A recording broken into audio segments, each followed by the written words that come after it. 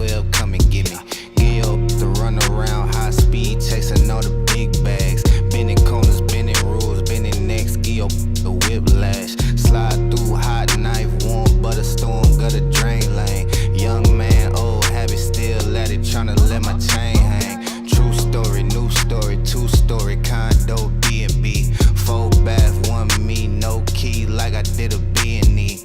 B&Me so good, so hood, so not worried about it. 250,000 new views, old news, know you probably heard about it. Extra, extra, read about it, headline, word around town, flexing. Ballin' on my course, so I ain't worried about nobody out of bounds, stressing. Feeling like Hercules, murder these ain't a problem to me. Tried to tell the maid service don't come unless you bringin' condoms to me. Flexing ain't discreet about it, extra, extra, read about it. Say you wanna beef about it, we gon' come and see about it. Flexing ain't discreet about it, extra, extra, read about it. Say you wanna beef about it, find out nothing sweet about it. Moving, shaking, coming down, tipping, stacking, racking, money, power flipping. Moving, shaking, coming down, tipping, stacking, racking, money, power flipping. Moving, shaking, coming down, tipping, stacking, racking, money, power flipping. Moving, shaking, coming down, tipping, stacking, racking, money, power flipping.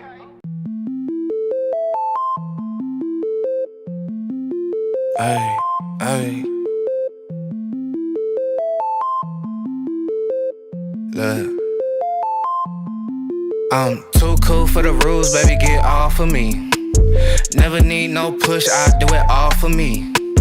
Keep a couple real hitters, got them on call for me. Money moving, got it in the market where it ought to be. Too true for the flex, baby, don't cap to me. Drop 50, bring 150 right back to me. Keep a couple real hitters, got them on call for me. Money moving, got it in the market where it ought to be. Look, Papa don't preach, teachers don't teach. Gon' reach, that's facts. I ain't worried about none of that.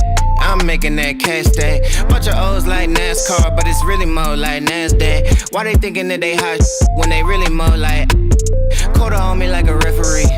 Hating what they'll never be. Small top with a big bottom, yeah, shorter shape like a letter D. Let her have it, then I let her be. If you love it, gotta let it grow. Crazy cause you really never know.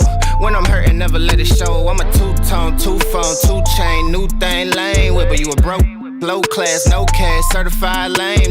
I've been getting to it like I ought to. Couldn't pick, so I bought two. Understand why your chick came, I'm just trying to figure why she brought you. I'm really reppin' and I'm flexed up, and I ain't gotta tell him I'm next up. Sleep on the they rest up, but I'm up and I'm getting my checks up. Me and the fellas be high as propellers, ain't could tell us we great. Looking at like how do you figure unless you could talk about 8 figures. I'm too cool for the rules, baby, get off of me. Never need no push, I do it all for me. Keep a couple real hitters, got them on call for me.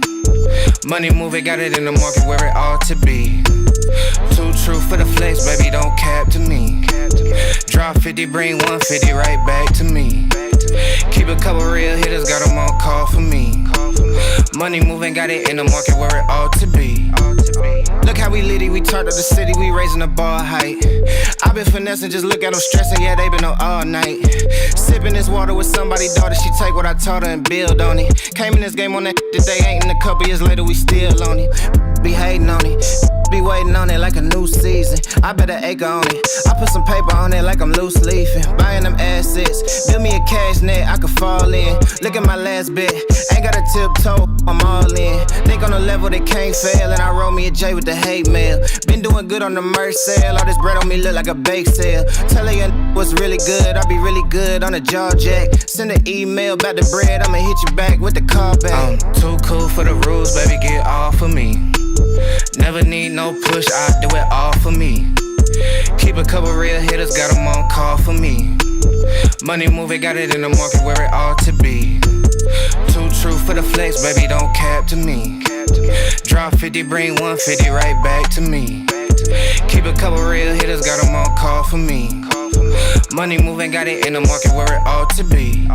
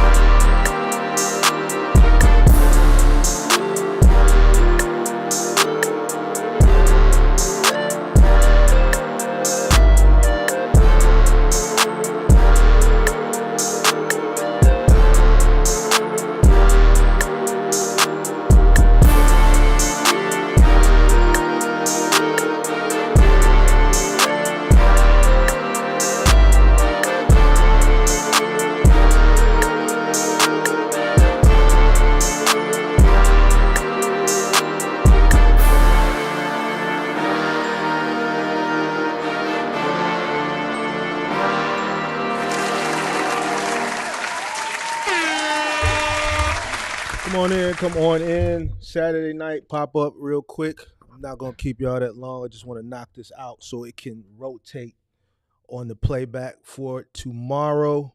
I am not gonna keep you guys long. We actually gonna push through this really, really quickly because I may need to step out. I got some people in town, so I may have to pop out tonight. But I did want to get this out tonight so it could replay tomorrow because I'm not gonna be able to do it tomorrow because I got a funeral. So I got a lot of stuff going on, but I wanted to get this to you guys because I've been getting a lot of requests about cargo van. Mark, why don't you talk about cargo vans anymore? Cargo van, cargo van, cargo van. And to be honest with you, the cargo van space is a lot more popular on YouTube than the box truck space. And the reason why I don't spend a lot of time talking about cargo van is because I was more concerned with, helping people, get their box truck business to where it needed to be as far as transitioning it, turning a lot of box truck people businesses around that were failing, so on and so forth. But I'm going to listen to the people. I'm going to incorporate cargo van stuff back into the content because actually the more that I think about it, I think more people that are coming into the space should probably start out with a cargo van. Not everybody is going to be as advanced. Not everybody's going to have the working capital that I think that you would need in today's times to start a box truck business. I think now to start a box truck business, you have to have a significant amount of working capital to maneuver you around that learning curve. And to be honest, just a lot of people aren't just going to come in with an excessive amount of working capital to, give them that cushion that they need to get through that learning curve, especially if you're going OTR. Shoot, not even OTR anymore. Even final mile companies now are buckling down and you got to have 30 days, you got to have 90 days, 60 days, 9 months. R&L Carriers wants 9 months. You know what I'm saying? Active authority. So, a lot of things have changed over the past years. A lot of bad actors have come into the space and just done some egregious things that have made it bad for new entrants coming into the space. And because of that, it's just made it tougher. You know what I'm saying? And because it's tougher, you have to have more working capital to float you. You can't just come in and be off to the races. And then, with the cost of entry now, as far as the insurance being higher, trucks are still higher than, they were prior to the pandemic. They've come down since the pandemic. But, to be honest with you, these trucks are still more than what they would normally cost. And to even be more honest with you, these trucks aren't like cars. There's like no fancy technology in them that would, that should drive up the price. These are just trucks. You got a truck cab on a chassis and a box built on the back of it. It's a 2023 to me is no difference than a 2018. It's not like you're getting a 2024 Escalade versus a 2018 Escalade. It's a reason why the 2024 is a lot more money than the 2018 because the technology, you got a full digital dashboard on the driver's side, full digital dashboard on the passenger side. You got all types of just, the car can drive itself. You got lane departures better. It's just a lot more technology that you're paying for, and there's not much more technology that's added into a Freightliner or International or a Hino. It's just a standard truck. So rates are still a little bit higher, and insurance is higher, and rates aren't kind of measurable to what the cost of entry used to be in comparison to what the rates were then, in comparison to what they are now. So it's a little bit tougher, right? So the other day I was talking about how a cargo van may be an easier way to enter. It's more affordable to enter. The cost of entry is a lot lower. There's a lot more opportunities, and you can pretty much be off to the races from the moment you enter, and then you can utilize that piece of equipment in order to learn the business. And then ultimately, if you want to scale up to a box truck later on, you can. So we're going to push through this thing. Let's do this roll call real quick. Hit that like button as you come on in. And then we're going to get out of here.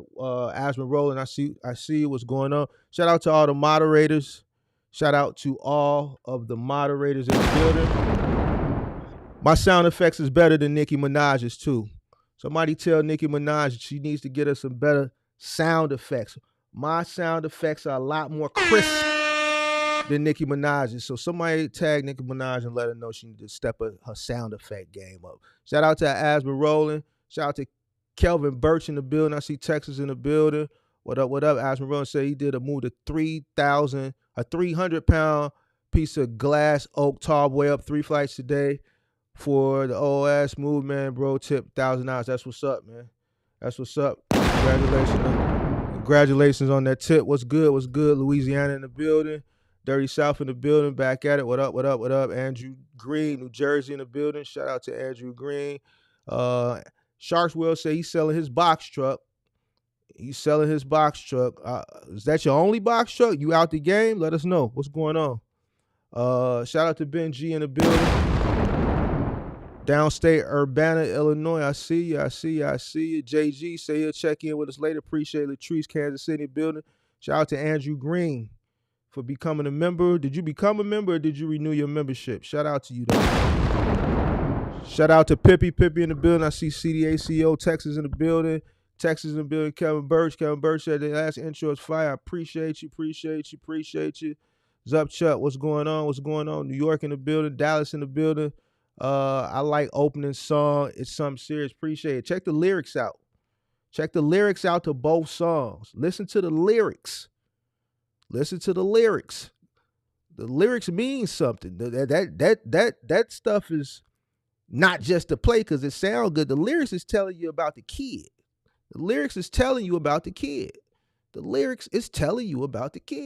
What's going on though? Andrew Green, what up? Kelvin Birch, I see you.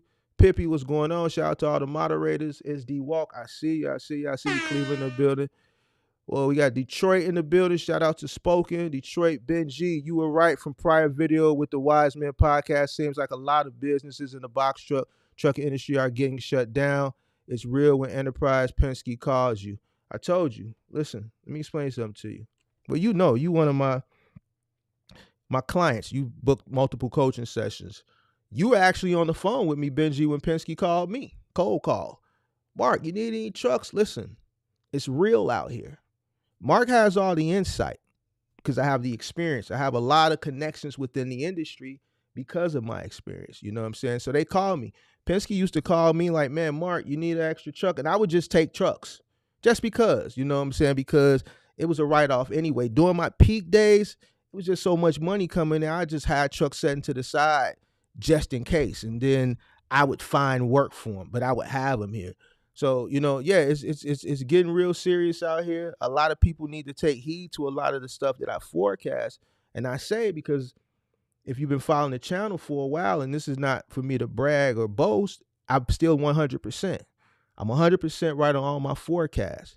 And that comes from experience. All right. So, you know, when I tell you something, it's best to take heed. Like last year, I told people, transition to curbside. Get in the curbside now so you can get seniority and tenure. So when the things start dying down at the end of the next fall season, you'll be in there and you'll continue to keep your routes because they're going to have to lay some people off.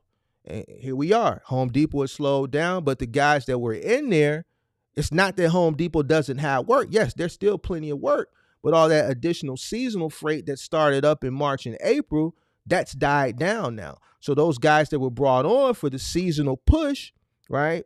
Those guys are being laid off because all that overabundance of freight has died down. And the people that were there prior, right, to seasonality for the spring season, right, from the seasonality push for the spring season, they're still getting their 15, 20 stops, right, because they have tenure, they have seniority. So, you know, just when I say things, you guys got to kind of move and jump on it. Shout out to Jada Ball. See you.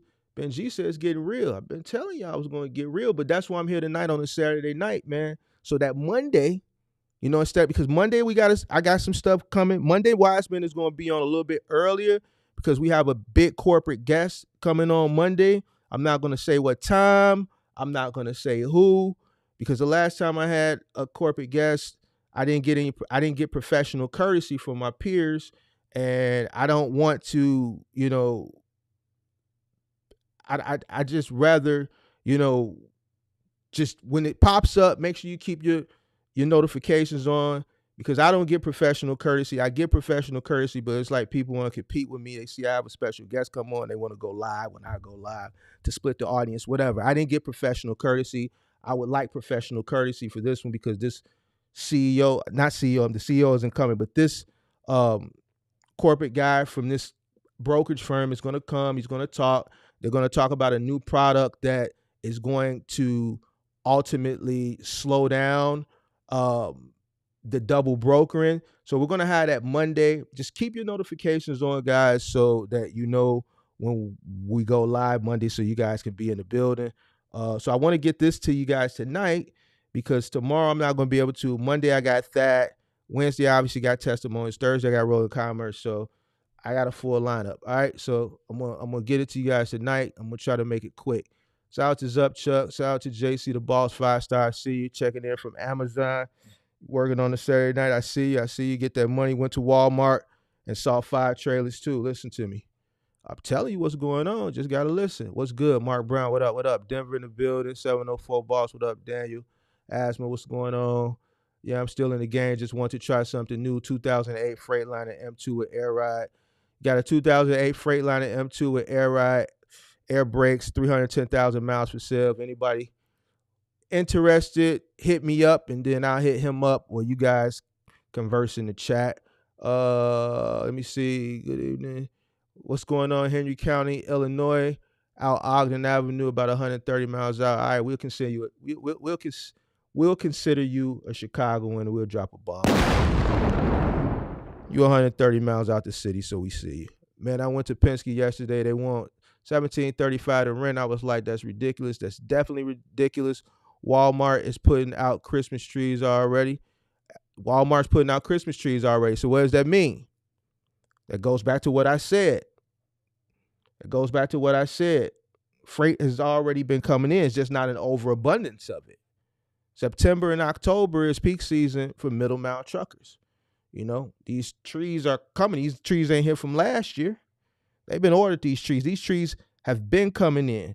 It's different now. So people need to understand that and stop keeping their fingers crossed and hoping and praying and wishing up on a star. Unlearn. I think I'm going to drop that video tomorrow too. I had a video that I clipped that I just been holding, because I'm like, man, if I keep pushing this whole peak season thing, people just feelings get hurt, and I don't want to hurt nobody's feelings. So I've been sitting on this video. The artwork been done. I just ain't hit the publish button for it to go live, but I think I'm going to drop it tomorrow. Why not? What up? Gotta be careful with that. I don't think you're talking to me. Robinson, Kamisha, what's going on? James, you're a real one. I enjoy the commentary. Now I appreciate you. Jacksonville, Florida. Yes, sir. Your top G is crazy, though, when the shoe is finally on the other foot, when they rental comps call you, but definitely need to talk to you, boss, man. I always appreciate your time in business. Appreciate you for tapping in. New to the industry and love the gems you're dropping. Appreciate you. Juwan Valentine, what's going on? All right, let's get into it. Cargo van, box truck business. All right, because I'm going to have to pull my blackboard and my whiteboard up tonight, because we got to go through some things real quick. Cargo van versus box truck. If I were getting into the space right now, I said it the other night, but for everybody that wasn't here, if I were getting into the space right now, I would get in with a cargo van. And that's not from a mindset state of a novice person, like a lot of people who are studying this industry. That's from the mind state of a person who's been doing this for 14 years. With my 14 years worth of experience, if I were to invest into the logistics industry now with the vehicle, I would 100% come in with the cargo van. 100%. I wouldn't even think about a 26-foot box truck. Now, that's not to deter anybody who does want to come in with a 26-foot box truck. But me knowing what I know, I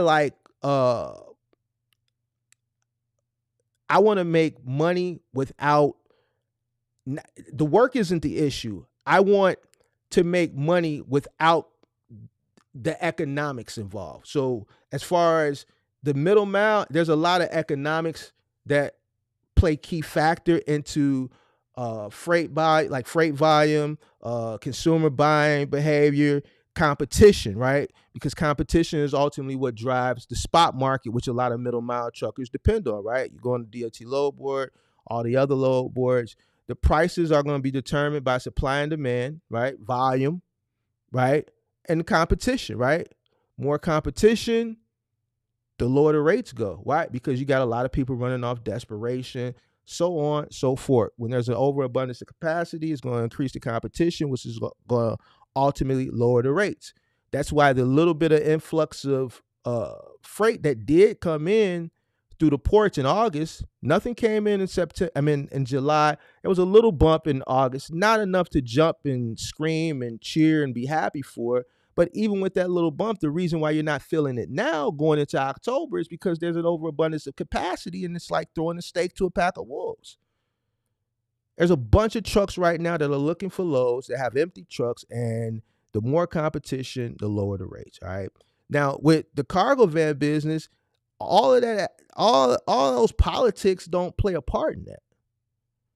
Those politics don't play a part when it comes to the cargo van business. Now, there's a few different things you could do in the cargo van business, but what I focus on more is the final mile. We're dealing with the consumer. I speak more for fulfillment center to consumer, retailer to consumer, warehouse to consumer. Axel does what you call expedited OTR, where he's doing similar to what a middle mile box trucker does, picking up from a warehouse and driving it 800, 1,000 miles to another warehouse, right? He does expedite. I don't do expedited, never done expedited, never will think about ever doing expedited.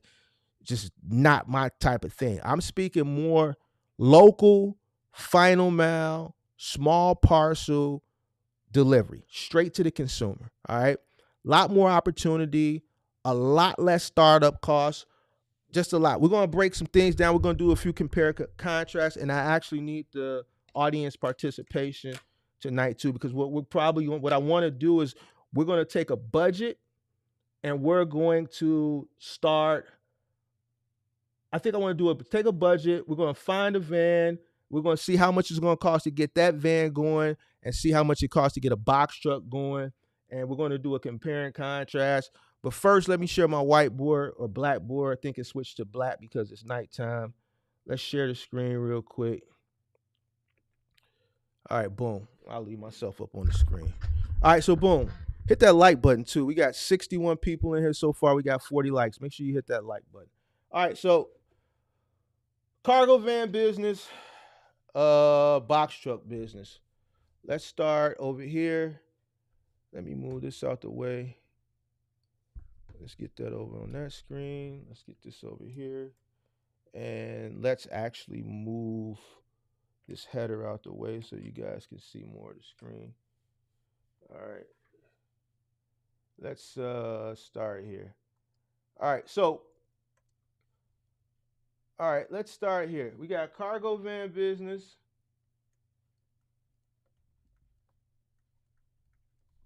And we got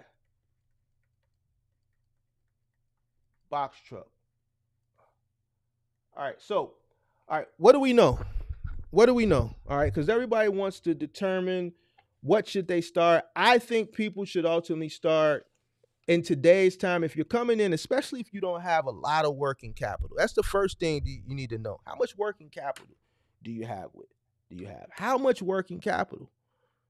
All right. If you don't have an overabundance of working capital, then a box truck business may not be for you. One, because it costs a lot of money to get in with a box truck, and that learning curve is something serious. Your fuel, your down payment for your insurance, that learning curve, learning how to pick loads, you're probably going to have to invest into some type of coach or mentorship. I hate to say it because so many people screw people, in these mentorship programs. I really don't want to promote a person to go hold their hand, but as time goes on and I see how tougher it gets, with the cost of entry and the rates, a new person is just not going to get it like that. So it is probably good in today's time if you're getting in with a box truck to have someone hold your hand. Unfortunately, I don't do mentorships. You know what I'm saying? I don't do it.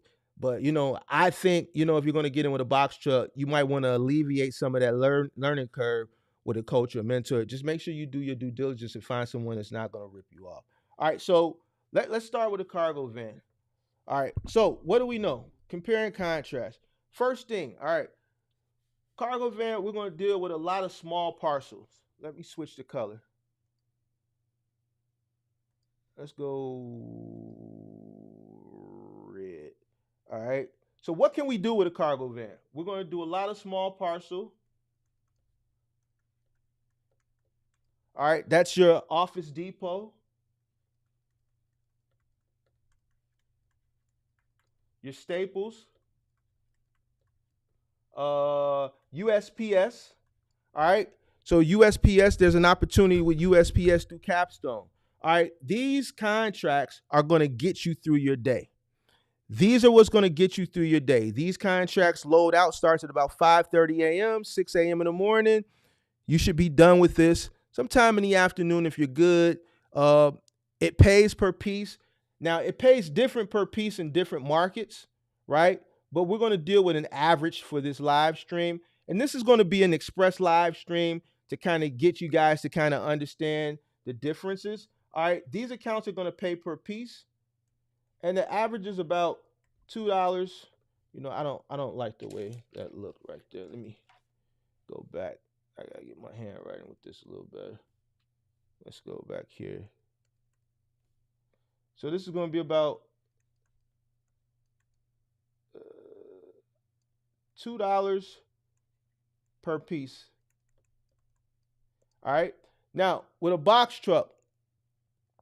And this is what I recommend you guys do. So with a cargo van, I'm going to tell you other opportunities you can do with a cargo van a little later. But you want to focus on small parcel. You want to focus on something that's dedicated.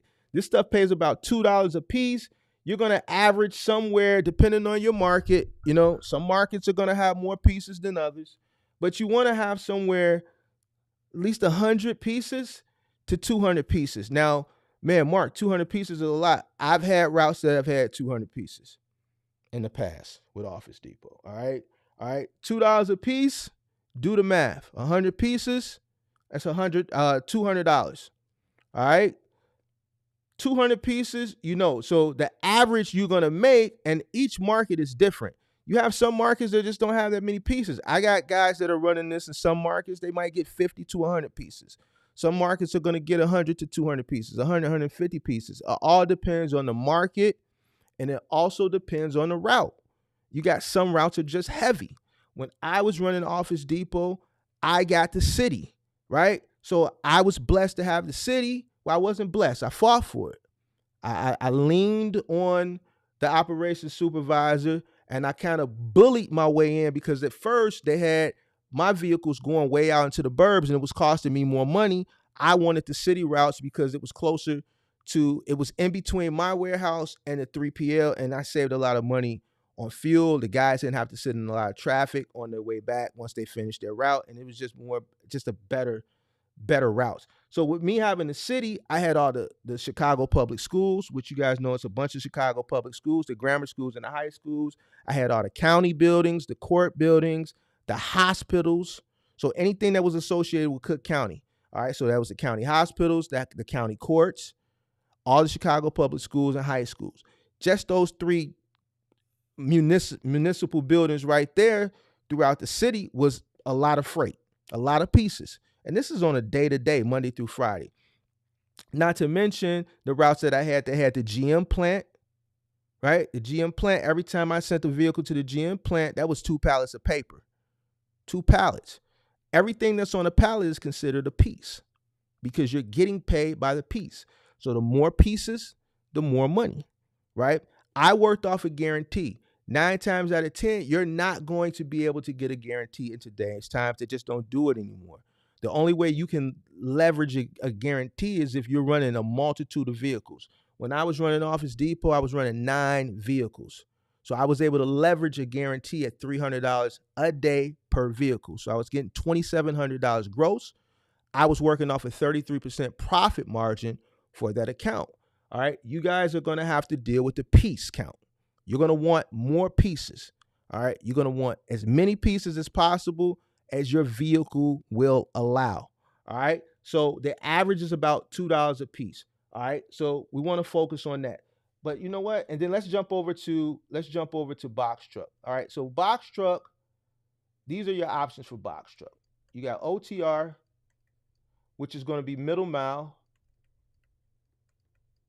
Excuse my handwriting. It's kind of, I'm not used to writing with this. You got final mile. And you got two options for final mile. You got big and bulky. And you got curbside. All right. So OTR, and there's a few more options. I'm just running out of space. So OTR is what you guys know as over the road, right? Over the road. And this is where a lot of economics come into play, right? This is the lane where most people are struggling right now, all right? A lot of people are struggling. Not everybody, but a majority of people that are in the box truck space right now are struggling in this lane. And in the monologue prior to me pulling out the blackboard, this is pretty much what I was talking about, all right? The reason why a lot of people are struggling, a lot of people that are struggling did come in during the pandemic. So they have a high initial cost. They came in when rates were high. Rates have corrected themselves, but their initial cost is still high, all right? The after effects of the pandemic, they're fighting that too. The overabundance of capacity. There's a lot of capacity. Capacity is anything that can move freight, empty space, or anything that can move freight. So people's trucks that are empty is what's considered capacity. An empty truck, just look at an empty truck as capacity. So obviously there's an overabundance of people that are still in the space that came in during the pandemic. So you have a lot more people in and you have less freight. All right. You have a big supply of owner operators and trucks, and you have a lower volume of freight, less demand, because people aren't really buying anything. All right. People are still spending money. That's why they've been raising the interest rates. They just put a freeze on raising the interest rates to see how things kind of play out. And then if, things are still, people are still spending, then they'll probably boost the interest rates back up Q1. But right now they put a freeze on, right? A lot of people are spending money more on services and experience-based services than they are on goods. And obviously, if you're a box trucker, you need people to buy goods because goods go into the back of your box truck, not services. You're providing a service, but you need goods. And people just aren't spending money on goods. So with low demand, high supply, low volume, and an increased amount of competition, which competition ultimately does what? Drives down rate, right? Because you got people fighting, you got people that are running off desperation just to get by week to week to week. And this is why a lot of people that are in that lane are having issues. Now, in comparison to the cargo van lane, those economics don't apply, right? Because you're dealing with more necessities. You're dealing with more necessities. You're dealing with essentials, right? And even with the office supply contracts, schools, hospitals, court buildings. This is what you need to focus on. Schools, hospitals, court buildings. Schools still print paper. Yes, it's advanced now. They have tablets, so on and so forth, but they still print. All right. They still print a lot of paper. Maybe not as much as back in the day, but they still print paper, right? They're still paper. Hospitals, a lot of paper. A lot of paper. Like I talked about the other day, you go to the hospital, what do they give you when they let you go? They give you your discharge papers. They give you discharge papers. All right? Gunshot wound, discharge paper. Sprained arm, discharge paper. Broke your toe, discharge paper. Then they have their papers that they're, printing out and sending around internally. Also, what else?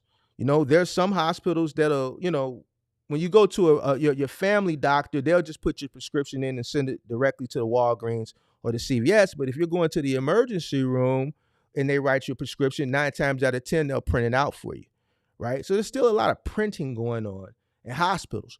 Court buildings, still a lot of printing going on. big warehouses, factories, a lot of printing. This is why it's important that if you get a cargo van, you get a dedicated run with one of these companies. Now, going back over here, Small Parcel, Office Depot, Staple, and UPS, there's going to be companies. Hold on, let me give you the companies that run this stuff. Uh, Let me give you the companies that run this stuff. Let me erase this. Let's see. Is the eraser bigger? Can I make the eraser bigger? I'm trying to keep this up on the screen so you guys can see it. All right, you know what? This is what we're going to have to do. We're going to have to delete it. But before I do that, let's talk about, we talked about OTR. Let's talk about Final Mile. Final Mile, obviously, you got two options for Final Mile. You got big and bulky, and you got curbside. Big and bulky is what's going to be your heavy stuff. All right, that's going to be your washers, your dryers, your refrigerators, your stoves, your furniture. Contracts like Lowe's, Home Depot, Best Buy, um, uh, Ashley Furniture, Bob's Furniture, so on and so forth. Curbside Final Mile is going to be mixed pallets, right, of just a multitude of things depending on what account. If you get R&L carriers, let's say, that's going to be mixed pallets of anything. That could be a pallet of tile, could be a pallet of flooring, could be a pallet with a sofa on it, could be a pallet with a recumbent bike on it. That's going to be a mix of everything. If you get a contract with, let's say, T-Force for curbside Final Mile, it's going to be, and it's Home Depot, it's going to be a lot of things that Home Depot sells in the store that people are buying via online through obvious e-commerce. And it's going to be pretty much anything they sell in the store. You might have a pallet with a toilet on it. You might have a pallet with a door. You may have some stuff that aren't palletized, like a hose, you know what I'm saying? Something that doesn't go on a pallet, but that's considered a stop. If someone orders a hose, let's say a hose for their washer and dryer, a hot and cold water hose, that's going to be one of your stops. Doesn't go on a pallet, but that's going to be one of your stops. So you'll have palletized freight and non-palletized freight, and you'll average about 20 to 25 stops. That's going to be curbside Final Mile, where everything is going to the curb. You're not going in the consumer's home. You don't have to take it upstairs. You can drop it at the curb. If you're a nice guy and they have an attached garage, you can, use your pallet jack, put the stuff in the garage, drop it at the front door. You're not taking anything into the home. All you need is your pallet jack and your lift gate. You're taking that stuff off and you're just dropping it at the curb. Versus, big and bulky, you're carrying the stuff in. You're going up flights of stairs. You're going down flights of stairs. You're doing a full white glove service. You're doing installations. You might have to hook the stove up, hook the refrigerator up, hook the washer and dryer up, the hot to cold, the outspout. So you're doing full white glove. Same thing if you're doing like a furniture contract, Bob's Furniture. It may be a curbside, a threshold, or a white glove. If it's a white glove, you're bringing the couch all the way in. You're screwing the legs on the bottom or drilling the legs under the bottom. If it's a computer desk, you may have to bring the computer desk in, take it out the box, set it up, remove the trash. So there's a lot more physical labor with big and bulky than it is with curbside, and you might have to assemble some stuff, right? With Final Mile in comparison to OTR for the box truck, Final Mile, there's plenty of opportunity. A lot of those economics that I talked about earlier that you deal with OTR, you don't deal with Final Mile.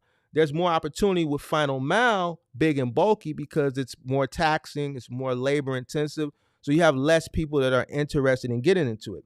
But I'm going to tell you a trick now. And I was going to actually do a whole video on this, but this is going to be a what they call it, an Easter egg in this video, and I might clip it out later to put people on game, where if you do have a box truck and you're just not the labor person, I'm finna drop some jewels on you where you might be able to get a big and bulky contract without having to physically do the work. I'm going to drop that on you right now. So this is going to be a little Easter egg real quick.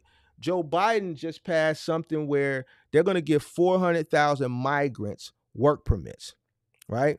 So in the next week or two, 400,000 migrants that are here in Chicago, New York, Philly, a lot of these blue states that they're dumping migrants on. Trust me, I'm in Chicago. I know, I live downtown, and they everywhere. You come downtown Chicago, you'll think you was in the Dominican, the middle of goddamn where's that place I went in Dominican Republic? What's the main place in Dominican Republic? I went there too. Where's that place? Um uh damn. The main place in Dominican Republic that everybody go to. I was there. You would think you was in the middle of there somewhere. You just see migrants sitting on the curb. We talking about downtown Chicago. Just sitting on the curb, got the little signs up, begging, and got their kids. Punta Cana, there you go. You would think you was in the jungle of Punta Cana or somewhere. You know what I'm saying? It's crazy out here right now. But Joe Biden, he's granted 400,000 migrants work permits. So if you're struggling with the middle mile, I'm telling you what you're gonna do. If you're in one of these blue states like Illinois, Chicago, New York, Philly, or just a place where you see migrants getting dropped and you're struggling with the middle mile, go get you a final mile big and bulky contract. Get that $750 to $1,000 a day. All right, depending on where you at. Go get you 2 migrants with work permits.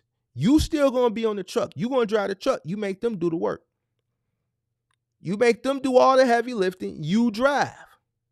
Right? Now, what you're doing is, and I'm keeping it 1,000 with you. You're going to pay them, but you're not going to pay them like you got to pay an American. You're going to pay them a fair wage. So instead of that $200 a day, you could pay 2 guys $150 a day, right? So now you cut your wages down because a driver, you're going to pay him somewhere about $175, $200 to get started. You're going to pay a helper about $150 to $175. So you done cut your labor down $50 to $75, in some cases $100. All right, I would pay them both to help about $150 a day. That's $300. If I were you, I would be on the truck. I'm directing. I'm supervising. I'm the English speaking person. I'm dealing with the consumers. I have the clipboard, and I'm supervising them at the same time. Now you got your labor. You don't have to lift a thing. You're handling all the paperwork. You're the English person that's going to speak to the customer at each stop. Now you got your labor. Now you have something that's dedicated on a 5 to 6 day a week contract, and you off to the races. And they not going to mind lifting. They're not going to complain. They're not going to call off. They're not going to miss a day. This work permit that Biden is granting, listen, this is probably the best thing to happen to people with a 26-foot box truck that's struggling with OTR. Go do final mile and don't have to lift nothing. They're going to lift it all for you. So I don't want to hear nobody in 2 to 3 months talking about they struggling. I just gave you a gem.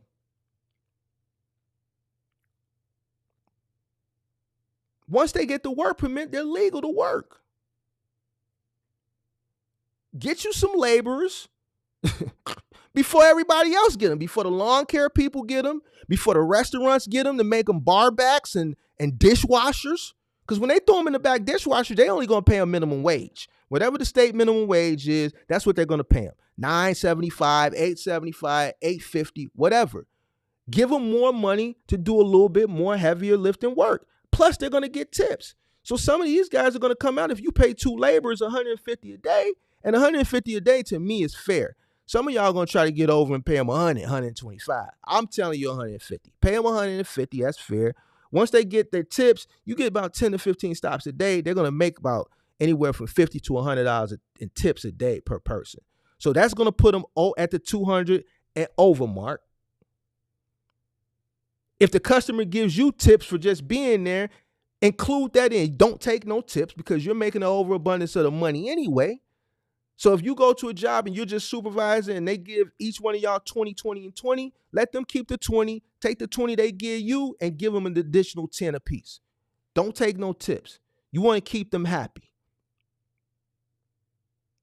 And that's what you do. So anybody that's struggling with OTR middle mile and there's migrants in your town, you need to go snatch up 2 or 3 migrants that Biden granted a work permit for, and you need to put them on that truck. Go get you a UST contract. Go get you a RXO contract. Go get you a goddamn pilot contract. Go get an NAL contract doing IKEA.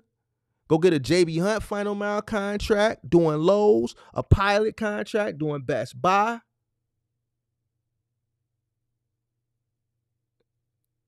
and go get money. And it's guaranteed. You don't have to go look at no load board. You're going to be spending less money in fuel. And these guys are going to come to work. They're going to come to work. All right? So these are options for these two. Now let's talk about real quick, because I actually skipped like startup, so I'm gonna have to go back to that. But let's go to these companies that I talked about, because I gave you the options for each one. All right. All right. So for those cargo van contracts that I talked about, the Office Depot, Staples, UST. So those companies are going to be T-Force,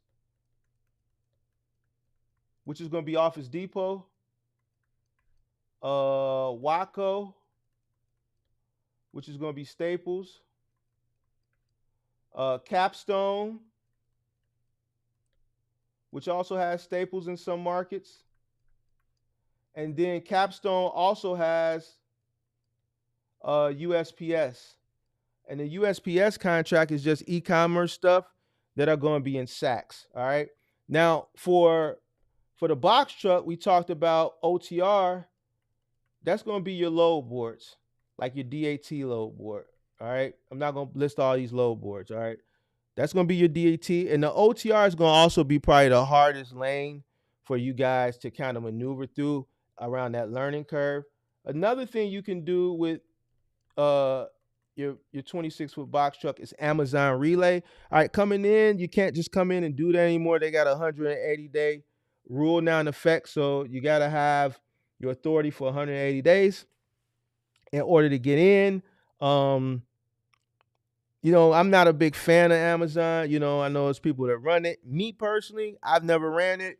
When Amazon Relay came around, I was, by that time, whenever it started, 2017, I believe. By that time, I was cross-docking, so it wasn't really something I even really cared to look into. So I've never done it.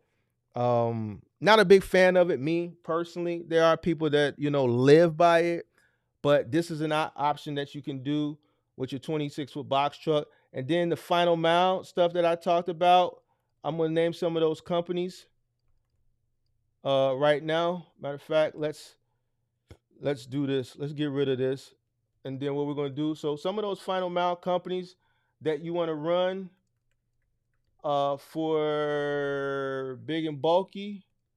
NAL, all right, which got acquired by CRST. NAL used to be installs. I actually ran that account, merged with NAL, and then it was picked up by CRST. Another company is going to be Pilot. You got UST. You got JB Hunt, Final Mile. That's JB Hunt, Final Mile. You got what else? I'm just going off the fly. You got Siva. You got Fidelitone. Pardon my handwriting. You got Cardinal Logistics. And if you need to pause this for the repay, you're welcome to go back and pause it.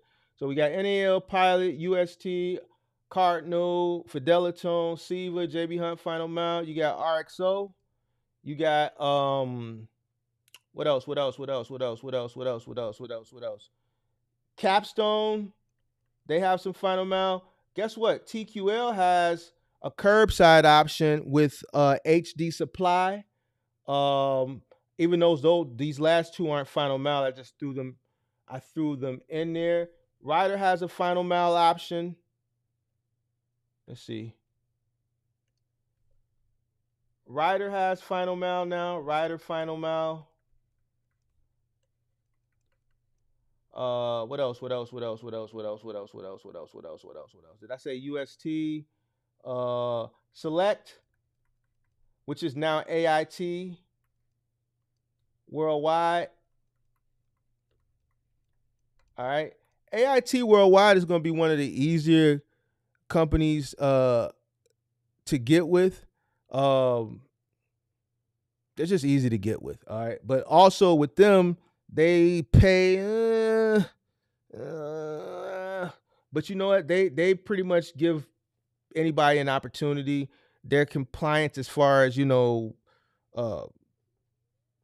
if your authority goes active, they'll let you come straight in the gate. Your authority can go active same day, and they don't have any restrictions on that. All right, so those are a few companies to get you guys started. I got other companies that you guys can look into. T-Force is going to be more of a curbside. They don't really have a big and bulky final mile contract. Every big and bulky final mile contract they ever get, they always lose.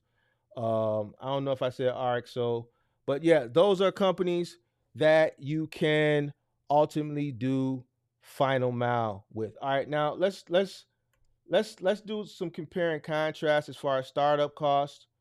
Because I want a lot of people to be honest with themselves, coming in. Box truck right now is very expensive to come in. All right, so let's do a little compare and contrast. What do we know about cargo van in comparison to the box truck business, right? What do we know? All right, what do we know? And there's still other things that I need to talk about that you can do with the cargo van, other than those dedicated lanes. There's other work that you can do. But let's do some pros and some cons real quick. And I'm not going to go through a laundry list of them. I'm just going to go through, some main, priority ones. So pros, cargo van.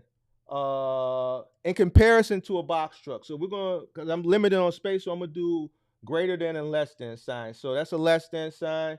All right. So we're gonna say, you know what? Let's get rid of the less than sign because it looks like an L, and I don't want to confuse anybody that may be coming late. So let's say low startup. Low startup. What else? We got less compliance.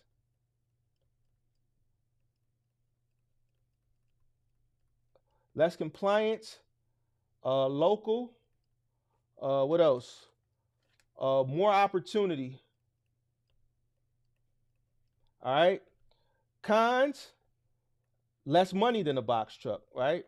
You're going to make less money on whatever you do majority of the time, especially if it's dedicated work. Dedicated work for a box truck is going to pay you more than dedicated work for a cargo van.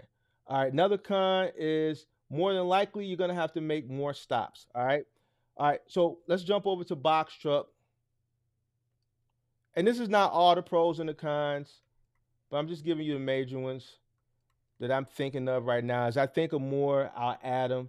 It's just kind of late, and my brain isn't working the same way it would have worked if I'd have did this at 10 in the morning. All right, so pros with a 26-foot box truck. All right, you're gonna make more money. You're gonna make more money. All right, more money. A con is going to be higher startup.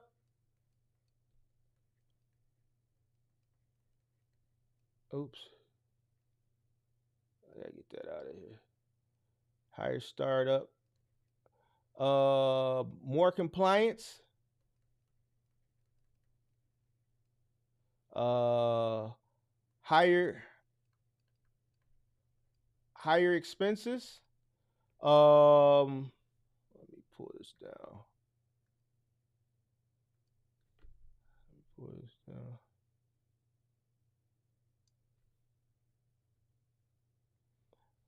Another con. I don't know why I'm thinking of a lot of cons right now.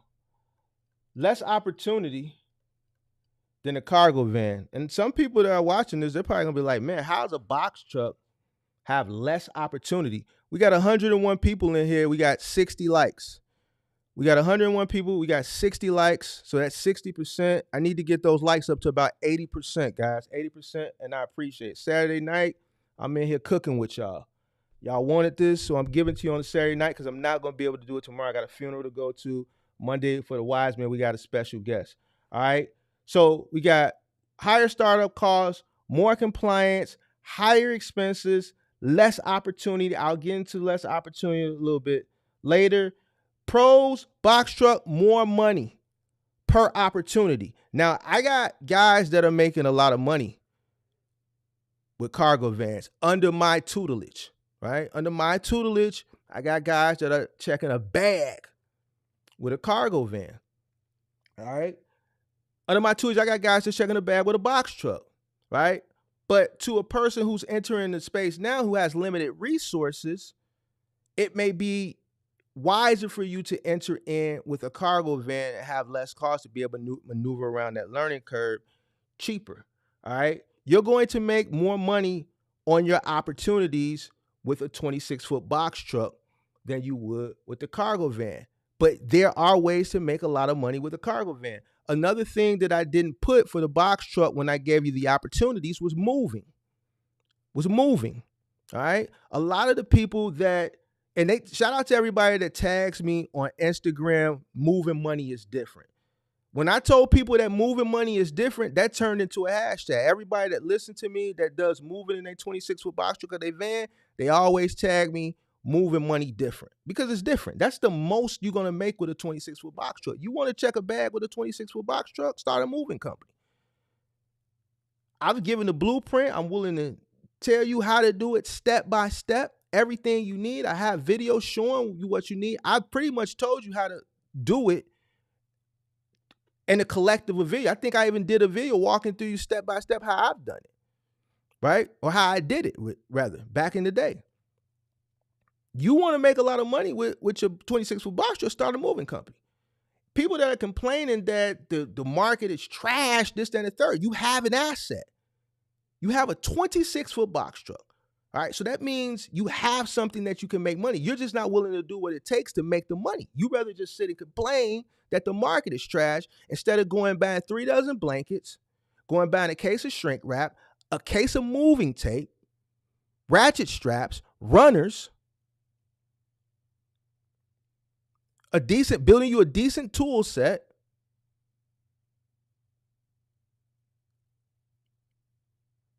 putting your credit card in thumbtack, getting you 2 guys, go get you 2 migrants. For those that came in late, Biden just passed a bill where they're going to get 400,000 migrants, 400,000, right? 400,000 migrants work permits. Go grab you a few of the migrants, pay them $20 an hour.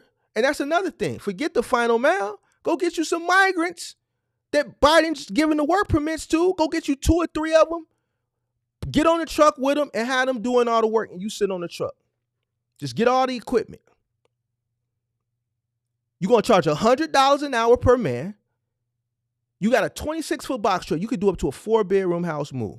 $300 an hour. You charge $250 for the truck fee. You charge 20% markup for the material. 3-bedroom might take you anywhere on average. It could take you, depending on the 3-bedroom, 6 to 10 hours.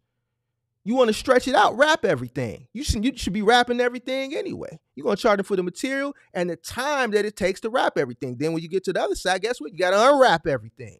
You got to break things. You got to unassemble things at the pickup. You got to reassemble things. This is how you get your money in moving. So now you at $300 an hour. You're not doing any labor. You got 3 migrants. You're paying them $20 an hour. Hell, you could pay them $25 an hour. You're charging $100 an hour per man. You're making 75% off of each man. You're charging for the truck and you're charging for the material. This is how you make thousands of dollars a day with your 26-foot box truck. And I just showed you how you don't even have to do anything labor intensive yourself. The game has changed. This is why when I get up in the morning, the first thing I do is not go to Instagram to look at the fat asses. I do that later in the day. I listen to the news. What? Biden giving 400,000 migrants a work permit? What? I might reinvest back into the business now. I might reinvest back into the business, right? I might go find me 10 migrants that got work permits. I'm going to reinvest. I'm going to send these trucks to Jaime's. Listen, check all these trucks that I still got. There's dinosaurs that I've just been sitting on. Make sure they're good. I'm going to go get 10 migrants and I'm going to turn up. See, I divested because people didn't want to work. But I might turn back up. So I just gave you the blueprint. So now can't nobody say, man, I ain't moving. I ain't finna be lifting nothing. Now I just gave you the play. I just gave you the play. Go get you 2-3 migrants. They gonna lift whatever they need to lift. And they ain't gonna complain about it either. $20, $25 an hour? Hell, give them $25 an hour. Who cares? You charging $100 a man anyway. You're making 75%. Give them $25 an hour. They love you a long time. And they're gonna get tips. Now you go do a 3-bedroom house move, 10 hours. Do the math on that. What's 300 times 10 hours? It really is a 6-hour move or a 7-hour move. But you're going to break everything. You're going to disassemble everything. Even the table that you can L out the door, screw it. Take the legs off. You got one move for that truck a day. Take the legs off. Wrap each individual leg in a blanket. Oh, take time. Because guess what? You're not doing anything wrong. You're doing what you're supposed to do. You're taking care of their items. You don't want any claims. You don't want anything to get damaged. So they're going to look at you like, man, you're doing what you're supposed to do. Yeah, you could L a table out, maybe a small table. You can keep the legs on, wrap the legs up, wrap the base of the table. You know you got room on the truck. But you know what? This is the only move. We need to turn this 6.5, 7-hour move into 10 hours. Wrap everything.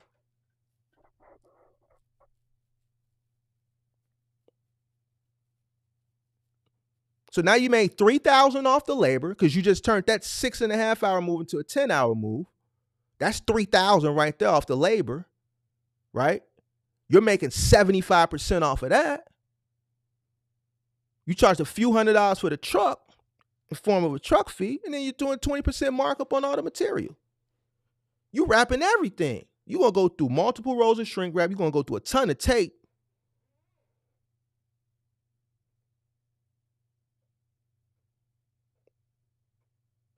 Now you just made $4,000 something in one day. And you got guys running middle mile box truck running all the way across the country all week and can't even gross that. They done ran 3,000 miles.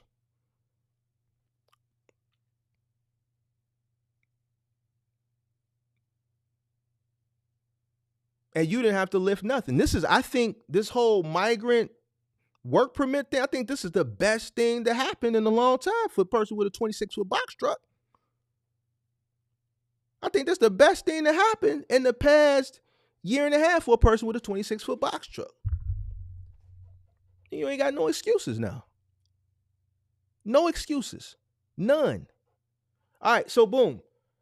Those are your cons and pros and cons right now. So let's get, and it's more, but we making this express. The point of the matter is, it's a lot more pros right now for a cargo van than it is for a box truck. And that's just the honest to God truth. That's just the honest to God truth, right? So why don't we do this? Why don't we, let's talk a little bit more about cargo vans. So other than the dedicated stuff that we talked about earlier, right? In the forms of your office supply stuff, Staples, Office Depot, USPS, right? With T-Force, Waco, and Capstone. What else can we do with a cargo van to make money? All right. So you figure you do your office supply, your dedicated run at 6 a.m. in the form of one of those things that we talked about, dedicated run. All right. You're going to do that. That shouldn't take you all day. It shouldn't take you all day. Let's say you get done with that by 2 o'clock. 2 p.m., right? Next, what can you do at 3 p.m.? All right? You got options. right? You got GoShare.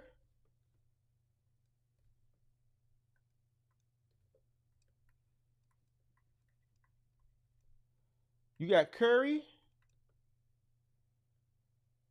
You got Roadie. You got Amazon. And there's more opportunities out there as well. All right. What also you have, you got Thumbtack. And this is where the guys that are really want to make that money, they're gonna really make that money on Thumbtack. And here's why. Shout out to the people who hit me this week that was checking the bag off Thumbtack. I know somebody hit me yesterday. All right. They did a small office move job. Just banker's boxes. It was a law firm to a law firm. I gave that sauce months ago. There's a lot of law firms that have multiple law firms in the city. They might have, let's say, 5 or 6 different offices. And if a lawyer is working on a particular case and they have to move, the files from one particular case to another particular case, they'll just hire a guy with a van to do it. You charge them $75 an hour.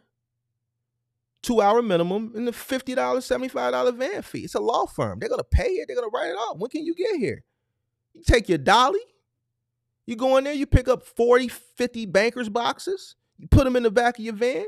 You drive them across town to their other office. They're going to pay with a credit card. You just did that in 2 hours. You just made $225 in 2 hours moving 30 to 40 boxes. I gave Buddy the scoop, and sure enough, man, you was right, man. This moving money different. So in 2 hours, this guy was able to do just banker's boxes. If you don't know what a banker box is, look it up. Just moving banker's boxes from one law firm to another. Did it within 2 hours. It didn't even meet the 2-hour minimum, but there's a 2-hour minimum, so they have to pay the 2-hour minimum. I think he did like an hour and 15 hours and 20 minutes. Still got paid for 2 hours, $225. This is what a person has to get up in the morning with a cargo van, right? Run from 6 a.m. because they got to load their van. Then they may have to make 40, 50 stops. They're making $2 a piece. So they're making somewhere between $200 to $400, depending on how many pieces they're making. So let's say this is in the middle. They make $200, $225. They take some 6, 7 hours to do that. You get off. You get a quick little lick from Thumbtack, picking up some banker's boxes. You might have to go to IKEA and pick up a few pieces and drop them off. You may have to move a twin-size mattress, something you can do by yourself. Now you turn that $225 in that you made earlier, you made another $225, you at home by 6. Now you made $450, $500 for the day. You're not dealing with high cost, right? You're not burning a lot of fuel like a big truck would be burning. You're not paying insurance for a truck. You don't have a helper. These are all things you can do by yourself. And a lot of that money you're keeping because your expenses aren't that high. If you're not done there, you can pull a load from GoShare. You can see what's on Curry. You can see what's on Roadie. You can see if Amazon Flex has a good block that they're willing to pay you for 2 hours. They might have a good block that might pay $100 for 2 hours, especially around the holidays. You might go on Curry and see something that something that needs to be picked up from Sherwin-Williams, or something that may need to be picked up from Lowe's. Or you might go on GoShare and see something that needs to be a few orders that may need to be picked up from Costco. You might go on Roadie and they may have a Home Depot route for you with 10 stops that's paying $150, $200. That's within a 10-mile radius. So now you turned your $500 into $750. Or your Thumbtack job may have taken more hours. You might do like a 4 or 5 hour job. So you get there at 3, you work to 7, you might make another $500. I saw Big Zoe a week or 2 ago. He did his Staples run, and then he did a $600 move after his Staples run. That was a $900 day in a cargo van. And majority of that he kept.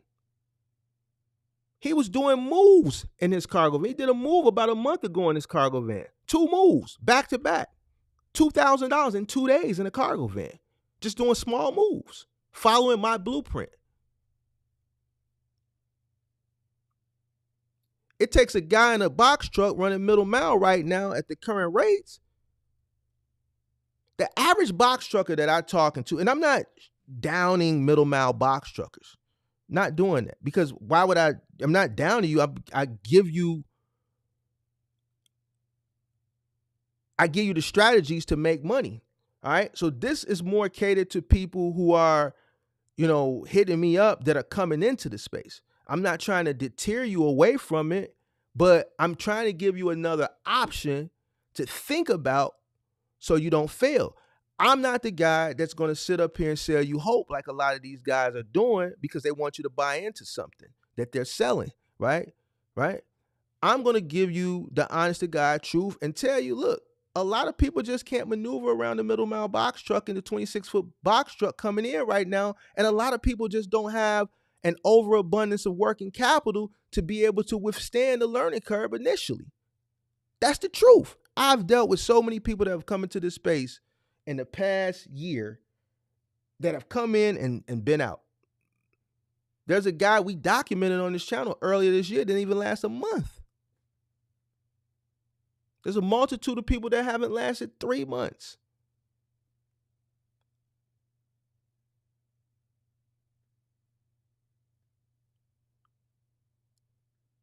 There's nothing wrong with starting small.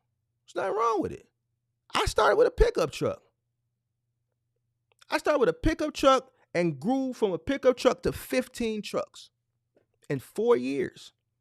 I started from humble beginnings. It is the best thing for me because it allowed me, as my knowledge grew in the space, working out of that pickup truck, as my knowledge grew, my business grew. As my knowledge grew, my money grew. So I took baby steps. That was the best way to go. Instead of jumping in the deep end with no prior experience and no life jacket, no swim coach. I started in the shallow, 3 feet, stood up in the water here. And I started doing this. And then when I got comfortable and my confidence got built, I leaned a little forward.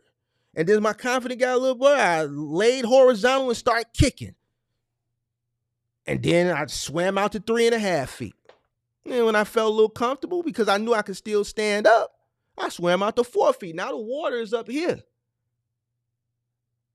But you know what? I got the hang of it. So let me test 5 feet. Okay, I'm swimming now. I'm swimming. I know how to float. All right, let me go down here to this 12 feet. Let me try him out. I took baby steps. So I never had an issue with, maneuvering a learning curve, an advanced learning curve, let's say, with very limited resources. My resources scaled as my knowledge scaled.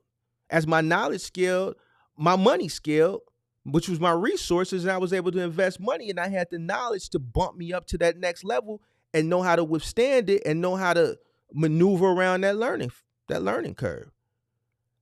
I messed up people's furniture when I was in the pickup truck. But who's hiring the person in the pickup truck? Somebody on Craigslist whose furniture is scratched up and they don't care about anyway. They just looking for a person to get something from A to B the cheapest. If they wanted a premium move, they call 2 men in the truck and pay at that time $200 an hour. But they knew their furniture wasn't worth it. So let me find this guy on Craigslist. I just need it from A to B. Don't worry about damaging nothing. Don't worry about the walls. Don't worry about scratching it. Just get it there within the 2-hour minimum. This allowed me to learn how to maneuver stuff. Wouldn't have been able to do that jumping out the window. I'd have had a lot of claims because I didn't have the knowledge or know how to maneuver things in and out of places. So that's the purpose of this live. These are the opportunities. And this is the way you should do it. Dedicated, first thing in the morning, and then gig stuff later on in the day. There's more opportunity with a cargo van than a box truck. Why? Because you're dealing with essentials. You're dealing strictly with essentials. You're dealing with office products that are going to schools, hospitals, court buildings, and maybe some consumer retailers mixed with in between. And then all that other stuff that you're going to do, your Go Share, your Curry, your Roadie, Thumbtack, these are these are apps, and then Thumbtack is going to be straight to consumer, where you're going to be able to charge a premium. But if you're not going to do Thumbtack, you can do all these apps, right? And this is all on demand stuff. This is all on demand. You can do this all night. Why? Because there's no compliance. You're not up against the compliance that you're up against with a box truck. You don't even need an MC number. You just need a DOT to run the dedicated stuff. But for this other stuff, you don't need anything.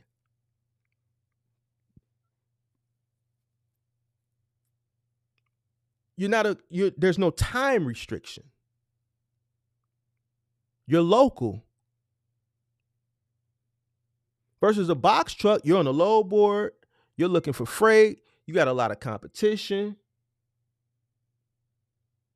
You're talking to brokers. Final mile, you got a lot more liability. Small parcel, less liability. You're dealing with small parcel. A lot of this stuff is going to the doorstep, or the front door. You're dropping it at the front door, you're taking a picture. Even with the dedicated office supply stuff, the stuff that's going to consumer, that's front door. The stuff that's going B2B, you're going to the front office or to the front door. When you take it to the school, you're not distributing that to the classroom. You're taking it to the front office and dropping it. That's it.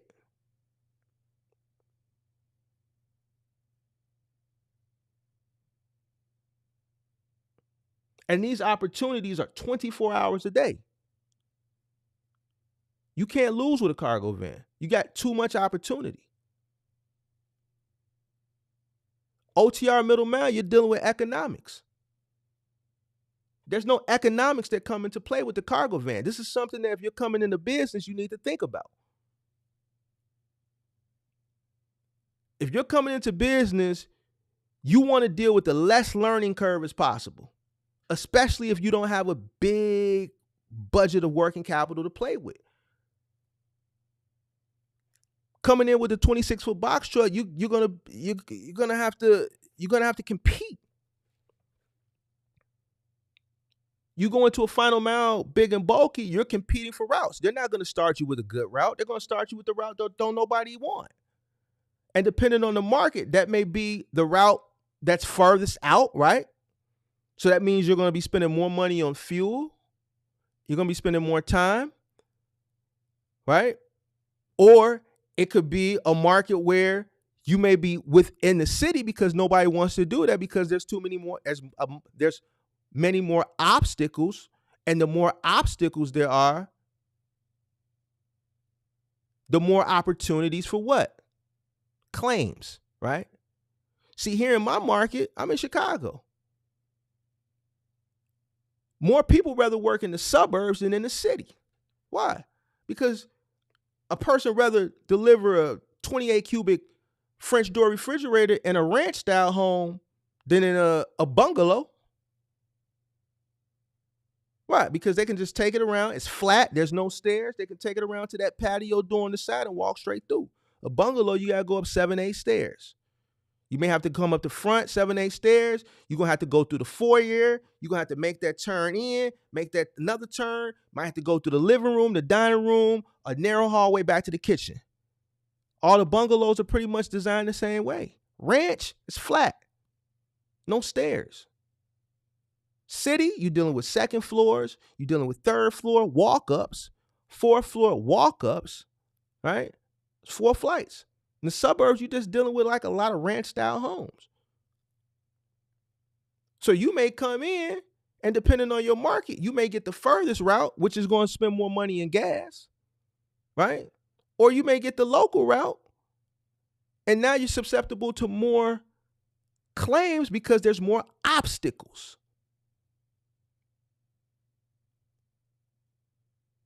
You don't have to deal with that with the car. You're just dealing in boxes like this, small parcels. So, a lot less opportunity for claims.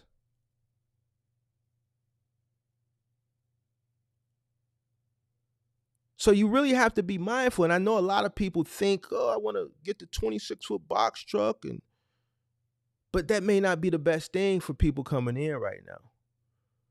So you're competing for those routes. OTR, you're competing against a person who has a lower cost per mile than you. People are complaining about the rates, but guess what? It's like I said earlier, you have an overcapacity. Like the market is a lot of capacity. You got an overabundance of capacity, which means you have a lot of empty trucks, right? Because the supply is up because of all the entrants that came into the space during the pandemic. But the volume is low, right? So if the volume is low and you got a high supply, right? Let's say a guy like me, who's been doing this since 2010, I put my old 6 out there. I put my old 5 out there. Truck been paid for over 10 years. Insurance is low. You got a 2018. You pay $1,800 a month. You paying another $1,800 for insurance. I got this old 5 running. So guess what? My cost per mile going to be lower because my truck is older. There's no note on it. I can operate a lot less than you. So while you're calling the broker, trying to negotiate them with them for way higher, I just tell them to throw another 150, 200 on top of it, or $100 on top of it. All right, good. So you're not going to win that against me because my cost per mile is a lot lower than yours.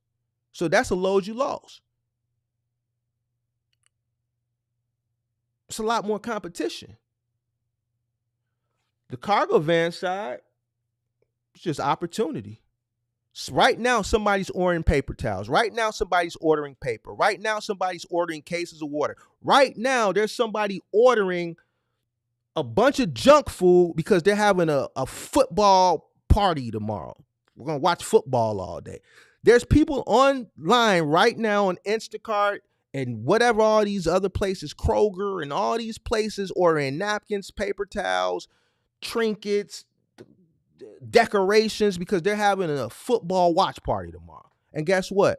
All these orders have to be delivered tomorrow morning. They're not summons in the 26-foot box truck.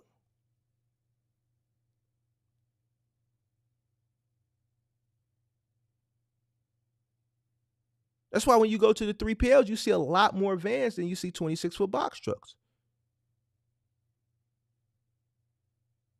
The majority of e-commerce stuff is small parcel.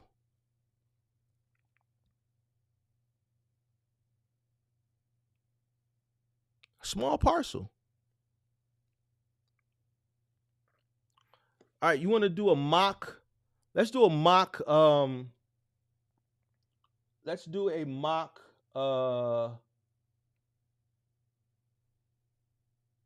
Let's do a mock buy. Let's do a mock buy real quick, and then I'm gonna get out of here. So let's say I was coming into the space.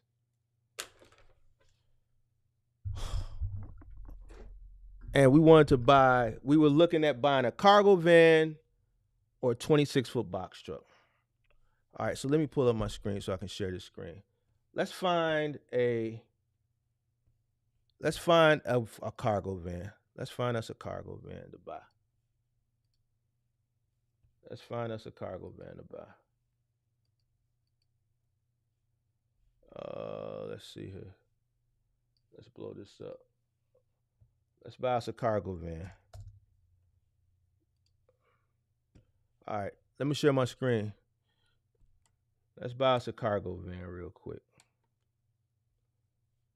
All right, so what do we want to buy? Let's buy used, because I was just going to prepare and trash the startup costs. Because the honest to God truth, a lot of people ain't working with a lot of working capital. They have just to listen. If you're coming into this space, especially the box truck space, and I say this all the time, if you have just enough money to get started, that's not enough money because you don't have any working capital. If you have just enough money to get in, as far as your and we didn't even talk about the startup cost, as far as like your MC and all that stuff. You don't need that. You only need a DOT if you're gonna run a dedicated, small parcel for a cargo van versus an MC that you need for a box truck. You don't need the BOC3. There's a lot of compliance you don't have to get with the DOT. I mean, with the cargo van that you have to get with the box truck, right? So we didn't talk about that, but let's say, I'm trying to decide, do I want to come in a cargo van or do I want to come in a box truck? So let's see something. Let's see. I want a Ford. I want a Transit 250. I want an extended length. Let's see. We're going to go out 50 miles. We'll use that zip code. All right. What we want to do is, I want to filter this too. No, we ain't going to do best match. We're going to go lowest priced. Lowest price to highest. We cheap. See, because I need to make as much money as possible. So that's a high roof, but I don't think that's an extended lift. No, this ain't an extended lift. We need an extended lift. That's an extended lift, but it ain't got a high roof.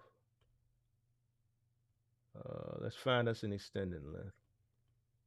We're going to buy us an extended lift, and we're going to see how much it's going to cost us to get in versus a box truck. All right. That's not an extended lift. We need a 250. That's not a high roof. That's a medium roof. I need an extended lift high roof. Here we go. Here we go. That's a 2016. Skip it. Let's get money with it. Let's get money with it. 27. Ooh, I don't like that price. Hold on. We might have to rock with it, though. Hold on. We might have to rock with them. We might have to rock with him, though. Hold on. Let me check one more page. If not, we're going to have to rock with him. We might have to rock with him. 2016. 2019, 32. 2019, 33.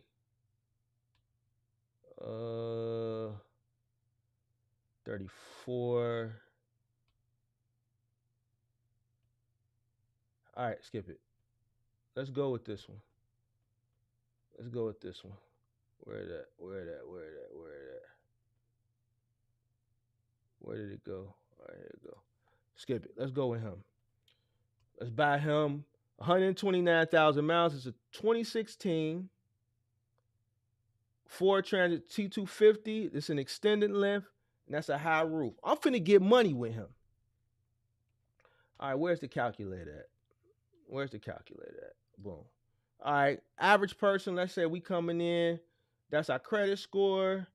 We ain't got nothing to trade in. We're going to try to go for the zero you did. Never put money down. If you don't have to put money down, don't put no money down. Why would you put money down? To take $17 off for every $1,000 you put down? No, you keep that in the bank working for you. If you can go in there and not put money down, don't put money down. Don't let these guys send you off. Don't let them send you off. If you don't have to put money down, don't put money down. Boom. We ain't trading nothing there. We're going with a zero down payment. Skip it. We're going 72 months. If we get money, we just pay it off early. But, we want to plan for them rainy days too. Now, some people say, no, we want to pay it off sooner than later. No. 72 months. Don't go any further than 72 months. You can go 60 months if you want, but just getting started going 72 months, if you're getting money, then you can always send more money and pay it off early. All right, estimated payment for 72 months right now. You gotta remember, interest rates are high. We're coming in right now with high interest rates. All right, so we're gonna leave this at 14.5. We're gonna leave this at 14.5. We're gonna say a person has between a 620 to 699, 700 credit score, and we're gonna show that breakdown. We're gonna be paying 27 for that. Estimated sales tax $3,000, let's say. Total loan amount $30,000. Total interest paid gonna be $1,500 over the life of the loan. $15,000 over the life of the loan. We're gonna pay $46,000 for this van. We're gonna pay about $650 a month. But we finna get money though. We finna get money. The van, one day should be able to cover the cost of the van. One day. It's 30 days in a month. You don't have to deal with the compliance of a 26-foot box truck. You should be able to make that money with one day. Paul Smith said you should include down, not everyone got a 700 credit score. I hear what you're saying, Paul. That's why I put 629 or whatever it was to 700. I'm just making the example. I can't make the example to suit everybody's situation. you know, people got to use their imagination. The whole purpose of this is to show you the initial entry with a cargo van versus a box truck. All right. We want to try to alleviate a lot of expenses for people because a lot of people just can't maneuver around the learning curve with the way things are with a 26-foot box truck. 26-foot box truck space is very advanced now. I get what you're saying, but let's just make it simple because I'm on a time constraint too. So let's say a person has a 675 credit score because this is between, what did I put? 630 to 700. So boom, 675. They're gonna be 15,000. We stretching the loan out for 72 months. We're making the note comfortable. 644, 650 a month. 650 a month for 72 months, right? Now let's compare. Let's go to Commercial Truck Trader.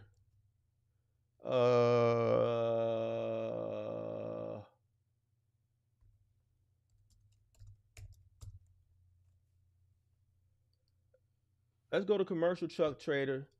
Let's find us a box truck. Let's find us a Freightliner.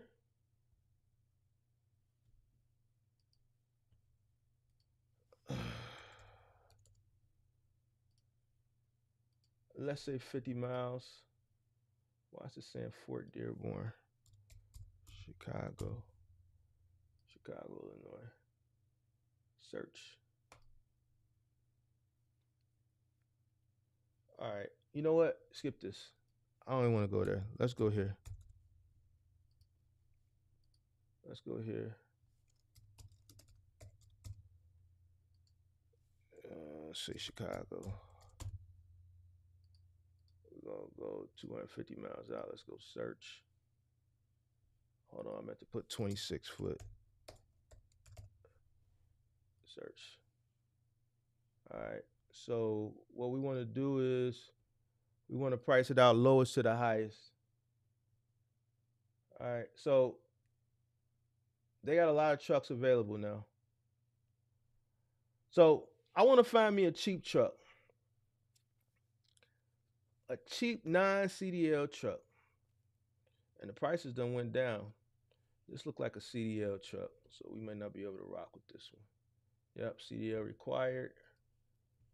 I know this is a CDL truck. And we want to find something that's all white too. You know, a lot of people go out and get these blue trucks and these black trucks. But let me tell you something. Years ago, when I first got into the space, this wouldn't fly, right?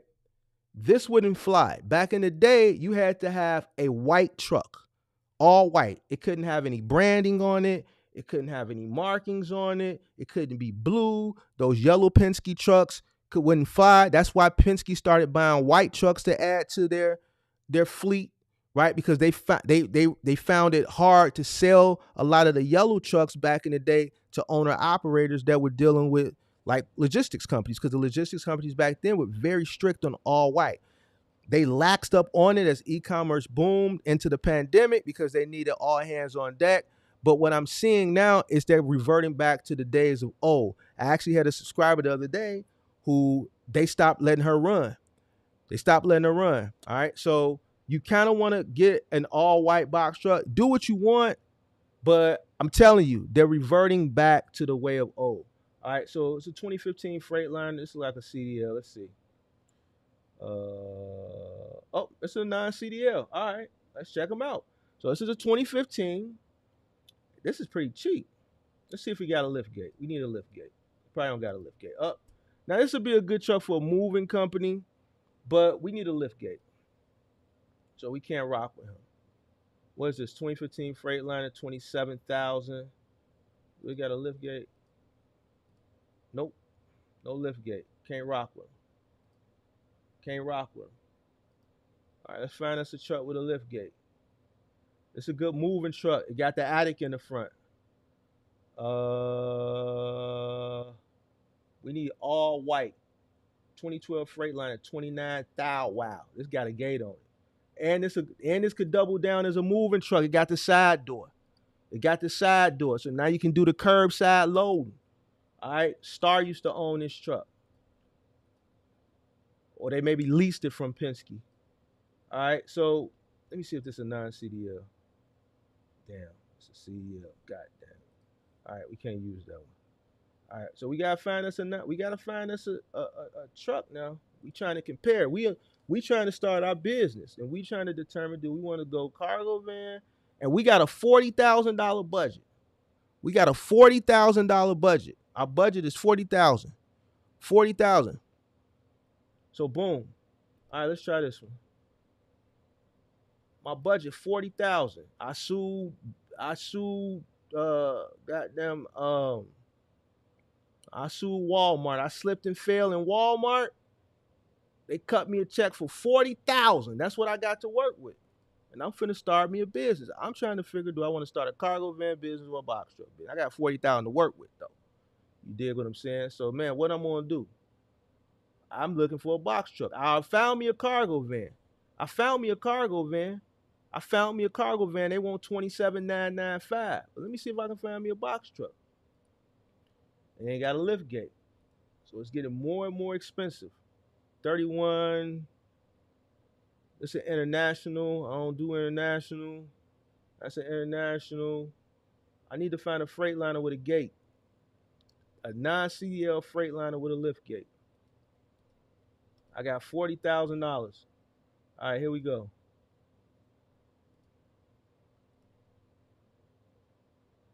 Is this the one I looked at before? Nope.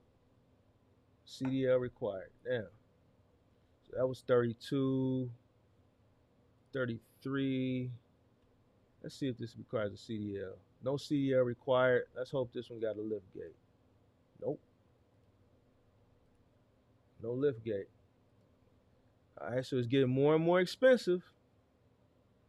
What's this? A 2015 Freightliner, 300,000 miles. I kind of want to stay at 250, but you know. All right, no CDL. This one got a lift gate. All right, we got us a truck, y'all. We found us a truck. I don't like this wall. I don't like that wall. Something happened back here.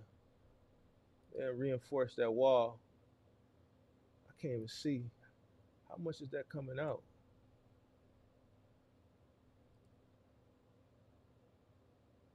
Yeah, something happened.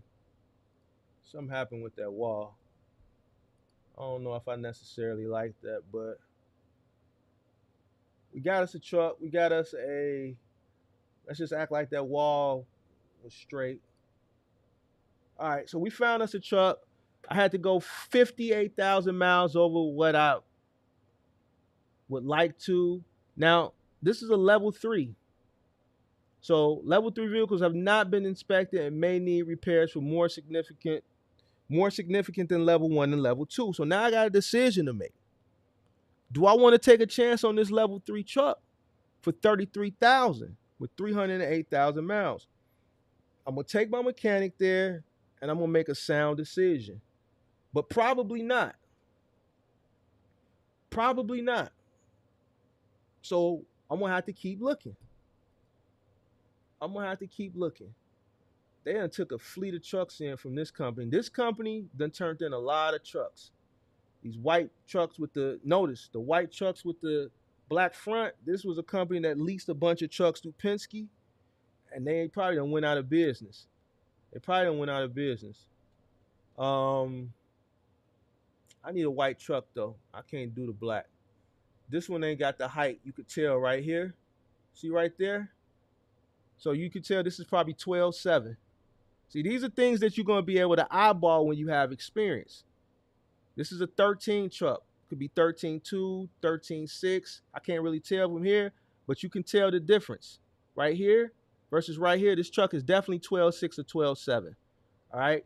So just by looking at this truck, this will be good in a market like mine, right? Because of the low viaducts. But ultimately, at the end of the day, if I'm looking to run OTR, middle mile, I'm going to need that height.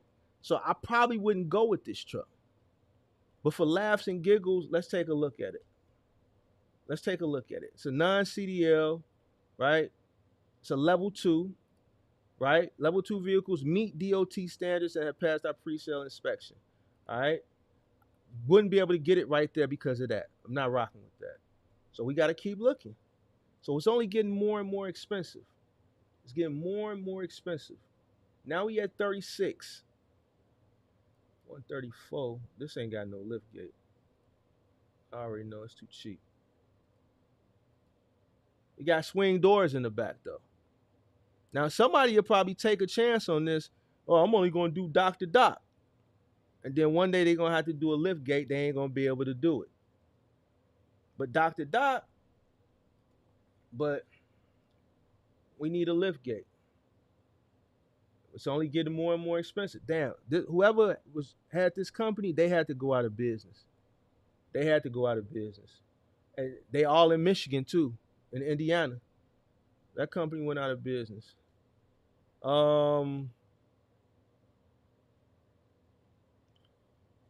Let's see. This is an older truck. It's a 2012. This one got a gate. Man, do I want to buy a 2012? It's a non-CDL. Got low miles. 11 years old, low miles, but it's a level 3. It's a level 3, man. They got low miles, but it's a level 3. I'm thinking like another person. Me, I'll probably take a chance on it. But a lot of people that I come across, they just not going to take these chances. They're not going to take these chances. And I don't recommend you take the chances, especially if you don't have a mechanic to go with you. I don't mess with international. So now we getting up there. We getting around that $40,000 mark. Me, I probably would have bought one of those other trucks. You know, me, I got access to a mechanic I've been dealing with since early 2010s. I'm gonna take a mechanic with me. I might have got lucky on one of them trucks. I might have got lucky. All right, let's look here. 2015 Freightliner, it got a gate.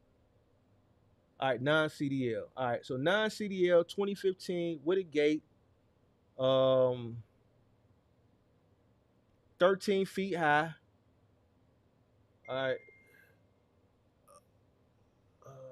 Somebody said you could add a lift gate. Man, we doing this straight out the. We doing this straight out the. We doing this straight out the muscle. We doing this straight off the muscle. All right, so boom, we gonna buy this truck. This the truck we looking at buying. So we gonna go, and this is a level 2, so it meets the DOT standards. And this is in Michigan. So now I'm gonna compare and contrast. I'm gonna compare and contrast. This is another Star truck. All right, so boom. I want this truck. I'm thinking about this truck. So now I'm looking at a 2015 for 38,000. Right? I'm looking at a 2018 for 38,000. Let's see if it let me do the calculator. If not, then I ain't gonna worry about it. Your estimated cost. Is this for rental? What are they talking about? Oh, delivery calculator. Where's the financing calculator? They got a financing calculator? Just for laughs and giggles? Let's see.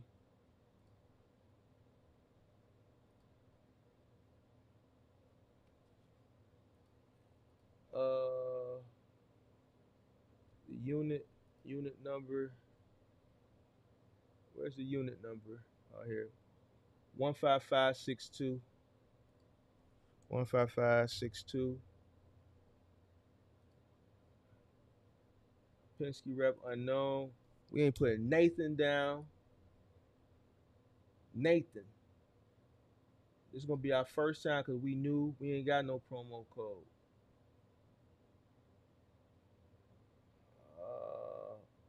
So retail price $43,250. So please click add vehicle to add the above vehicle to the application. Add. All right. So next. Man, I'm not finna fill all this stuff out, man. They ain't got no calculator, man. They gotta step their game up. All right, but let's just do some quick math real quick. The truck is 38,000. They say after taxes it's gonna be about 42. Let's say this truck with 0 down. Let's say 15%. Where's my calculator? Oh shoot. Let me pull my calculator up. Let's pull my calculator up. Let's say $43,000. 15% interest.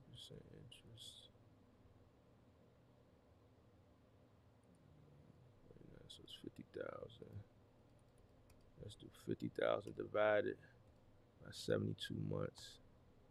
All right, so this truck, hold on, it's gonna be more than that. Let's say 20%.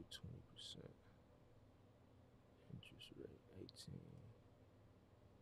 So 50, 43 plus, let's say another 15 equals that. So let's say rough estimate equals divided by 72. All right, let's say 9 and some change. Let's just round it to 1,000. All right, so let's say this truck gonna cost us 1,000 a month. All right, probably a little less, 38,000. Probably can get this down to about maybe in the high nines, but the interest rates are kind of high now, and that's kind of gonna kind of vary. I put the interest rate, I think, at 18%. Let's say it's gonna give us around $1,000 a month for 72 months. Let's say your insurance is gonna be another $1,800 a month because you went with Progressive, because you just sat down at the computer and you don't have a broker like most people do when they get into this space. So let's say your fixed cost between your insurance and your truck note is going to be $2,800, but let's just make it an even $3,000. $3,000 a month. All right, now $3,000 a month for this 26-foot box truck, right? In comparison to $644 a month for this. And then we're going to say $650 there. And then we're going to add another $750 for insurance. All right, so you're paying half. You're paying $1,400 a month. We're going to make the math easier. Let's say $1,500 a month.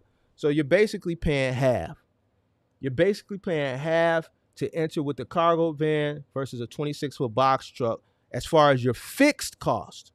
Your highest variable expense, right, on the other side of your fixed cost is going to be fuel. Obviously, you know, if you're running OTR in a box truck, you're going to spend way more fuel than if you're running local in a cargo van. If you're running local in a 26-foot box truck doing curbside final mile, you're going to spend more money in fuel. So your variable costs are going to be a lot lower. Your opportunities are going to be more with the cargo van. The learning curve, if you're planning on going into this OTR with the 26-foot box truck, you're on the load board competing. With the cargo van, you're getting right to work.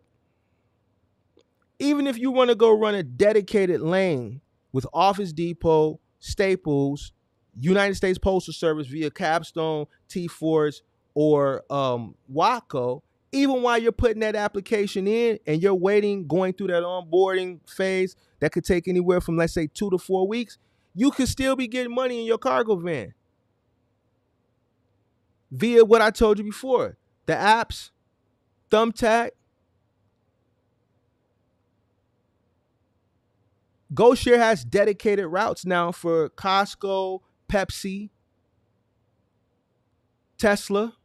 They have routes for Tesla for auto parts. They have routes for Costco now. They have dedicated routes for Costco. They have dedicated routes for Sherwin-Williams. They have dedicated routes for Pepsi.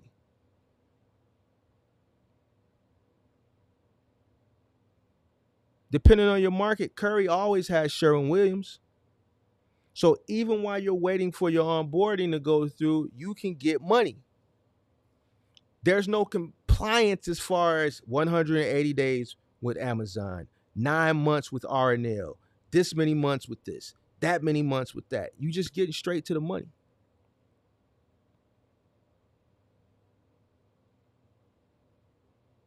$24 hours a day. If you want to go out and do Amazon Flex from 4 a.m. to 7 a.m., you can go do it. If you see routes paying good overnight, you can go get it. You can do that and go straight into your dedicated run, make your little 250 to 400 there, and then you got Thumbtack, GoShare, Curry, whatever else for the rest of the day. Hey, block that last axle. Take that out of there. That whatever he said. Why would you put the P word in here? Oh no, it blocked it out. It blocked it out. Never mind. No, it didn't. Hold on. Yes, it did. Wait, hold on. Where's this dude talking about? All right, it's not showing up. Hey, Axel, you know what? Certain words you use are not going to show up in the algorithm. I don't even know why you would put the P word in here so that my live stream, like, why would you do that? It's not a bad word, but why would you put that in my algorithm, though? Come on, man. I got a positive. It don't matter if it's a bad word. They can't see it. But I don't want that in my algorithm. I got a positive channel. I gotta educate. Oh, Pippi removed it. Good. Thank you, Pippi, because I'm cooking right now. Cooking. I ain't even looking at the chat. I just look up. Just something told me to look over there and I see the P word. What's going on over here, man? I'm cooking. So once again, for everybody that's thinking, Mark, what should I do? What should I do? I'm showing you what I would do. You can do what you want to do. 14 years of experience, if I was to invest in right now, I'm going to go get a cargo van. If I want to reinvest into re-ramping up on the final mile side, I would too. For the guys that are in the box truck that are in middle mile or Amazon or middle mile that's struggling, the guys that swear that they'll never get into final mile because they scared to lift something, they might not have the physical capability to do it or the endurance or the tenacity or whatever it is. I just gave you a play on that. Take advantage of the 400,000 migrants that Joe Biden is giving work permits to. Hire you two or three of them so that you can rotate them out the week. Work them 7 days a week. Hire you 3 or 4 of them or 3 of them. Rotate them. You get on the truck with them, the other 2. Go get you a final mile contract and get money. Get you a 5-6 day final mile contract. You just drive them from stop to stop to stop. You be the person going with the clipboard. Get everything, handled and get money. Start you a moving company. Get you 3 or 6 of them. Charge $100 an hour per man. Go get licensed by your state. Start a moving company. Pay them $25 an hour. Make 75% per hour off of each man. You're making $75 an hour off of each man. Charge for the truck. Charge for the material. Do up to 3. Just do up to 3 bedrooms. You ain't got to go 4 bedrooms. Do up to 3 bedrooms. Now I just showed you how to go from making 3,000, because a lot of bucks truck guys ain't knocking that 5,000 a week gross no more. It's just they just not. I know, trust me. I see the numbers. I deal with a lot of people throughout the week that come to me, and I see the numbers. The average box trucker that's running middle miles making about 3,000, 3,500. That they ain't knocking that 5. They ain't knocking at a nickel. I'm showing you how to make 3,000-4,000 in one day. And if you didn't want to do the work before, I'm giving you the play that you don't have to do the work, the physical work. I just gave you the play. And for those that just don't have the working capital, that's working on a limited amount of working capital, the cargo van is your best play. I just showed you. The opportunity is there. You can average about 500. You can average about $500 a day. I didn't even talk about the medical opportunities, the medical supply opportunities, delivering medical supplies. So this is what I'm saying. There's a lot more opportunity. There's a lot more opportunity with the cargo van. A lot more. And it's on demand. You have access to more on-demand opportunities. Whereas the box truck, there's the on-demand opportunities are very minute. Everything is a scheduled play. OTR, you got to go on a load board. You got to contact brokers. Final mile, it's dedicated. It takes 2 to 4 weeks to onboard. And then you're spending your whole day there. Amazon, got to go on the board or post your truck. There's a lot of on-demand plays on the cargo van side. So you do your dedicated, and then you do your on-demand plays. What's on demand? Like that right now.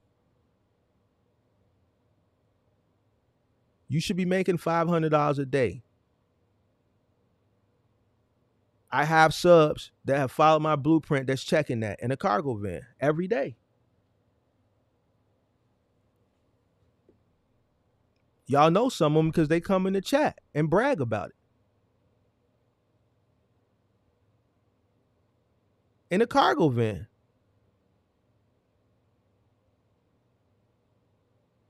In a cargo van. So, you got to be honest with yourself. That I think that's the play for the rest of the year.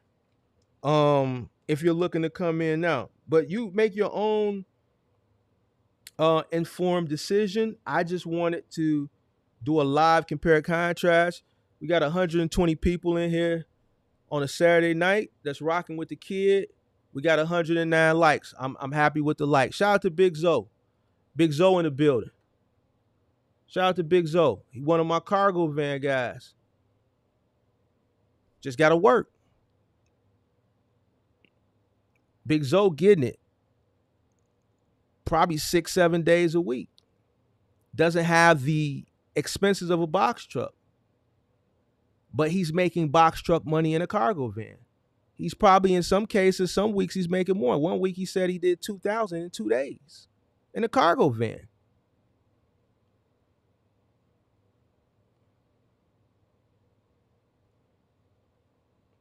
Another play for the cargo van that I said the other day, it's scalable. Take the migrant situation out to play. Let's say Biden didn't get a work permit and I didn't give you this play. Let's talk about the hiring aspect. Let's talk about scalability, scaling. It's easier to scale a cargo van business. Once again, this is not to detract from the box truck. There are people that are just going to be able to make it in a box truck business, and there are people that aren't. There's people that are going to enter the box truck business that are going to be destined to fail because they just don't have the working capital to keep them afloat, or they may not comprehend or just have the learning capacity, the mental capacity to be able to get through the learning phase to get to where it needs to be. But with the cargo van, you can't fail. You can, but it's harder to fail than it is with a box truck because it's just more of an abundance of opportunity. If you fail with a cargo van, that means you're just not working. I can name you 10 different apps right now that you can download and by Monday be working. Amazon, Flex is one of them. It may not pay you the best all the time, or maybe with some of these other opportunities that I presented, but guess what? If you do 3 or 4 blocks a day, you're gonna come close to meeting that minimum threshold that I named to you. Hell, the minimum money you should be making in a cargo van is $300 a day. $300 a day, easy. And you should be doing that by 2-3 o'clock in the afternoon. If you're good enough, maybe 12.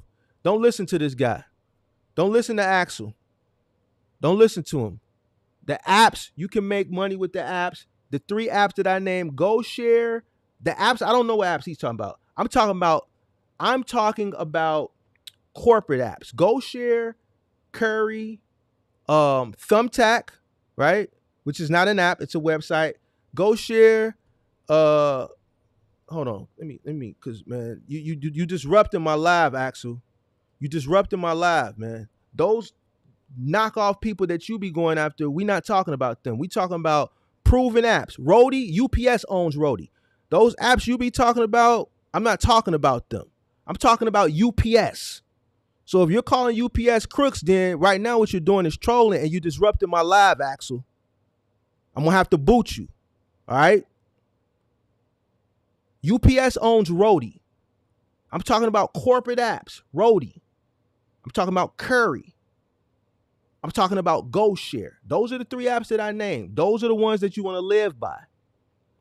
There's not going to be opportunity on for a cargo van with Mothership. Mothership is kind of, I don't know, man. They just kind of, they never really was up and going for me to say they fell off. I don't really care for mothership for a cargo van. I don't even think they really have opportunities. GoShare, Roadie, Curry. Those are the three apps that you want to really, really focus in on. And then you need that thumbtack app. You want to stay away from Angie's Leads. Home Advisor, stay away from Angie's Leads. Thumbtack, Roadie, GoShare, Curry. I'm actually going to do a training on Thumbtack. I'm going to do a training on Thumbtack because a lot of people still don't know how to use that Thumbtack app.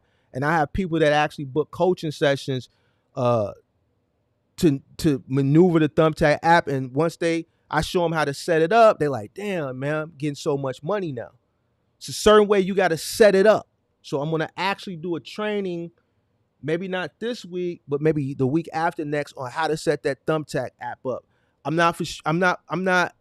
know a dispatch it, Mike, but I've never used it, so I can't really. Axel. Oh my God, bro.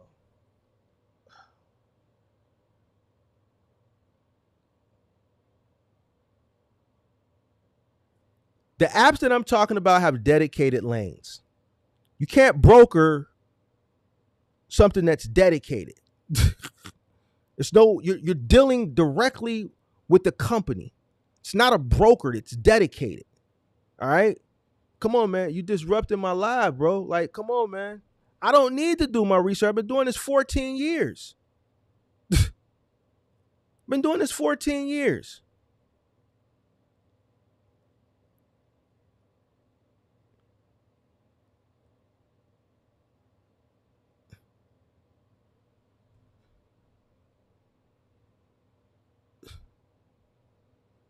What is this guy talking about? UPS is double broker? It don't even make no damn sense. Like, you just saying stuff, bro. You coming in here disrupting my life. I've been cooking. Let me cook. You know what I'm talking about? I don't deal with rinky dinks. I don't deal with people who. Come on, bro. Stop it. Hey, Pippi. I'm telling you who owns the company, Axel.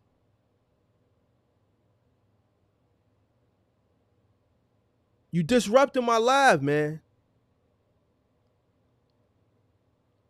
Damn. So what was I? After you do your dedicated run in the morning, then you want to revert to the apps. All right, listen here. That middle mile stuff that he's talking about, this ain't middle mile. This ain't middle mile. This is final mile. It's not a broker. You're dealing with the app. They're the in-between person from the retailer and you. They're the middleman. How is it double broker when they have the account? You're not brokering anything. It's dedicated. They're the middleman.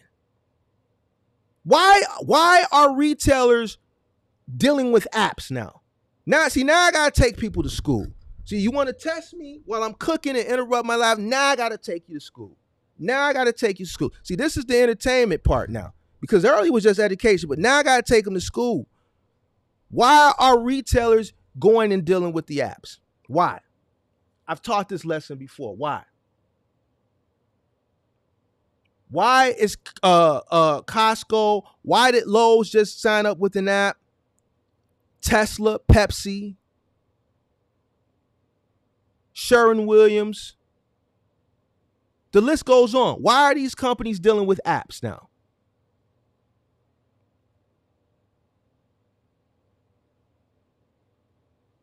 Because they're in competition. Retailers are in competition for the consumer dollar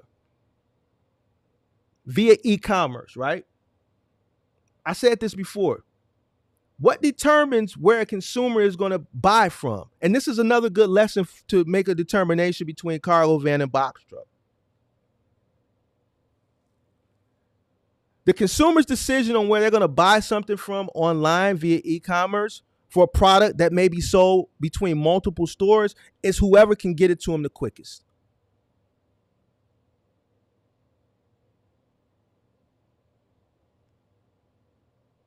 Whoever can get it to them the quickest. So here's what. For Lowe's to deal with a 3PL, RXO, they deal with a multitude of 3PLs, RXO, UST, so on and so forth. There's a process similar to the process that I talk about for peak season. Maybe not the same process, but there's a process that things need to go through. A customer comes in the store, they go to Lowe's, they purchase a wash machine and a dryer. They pay for it at the POS, point of sale, at the cash register.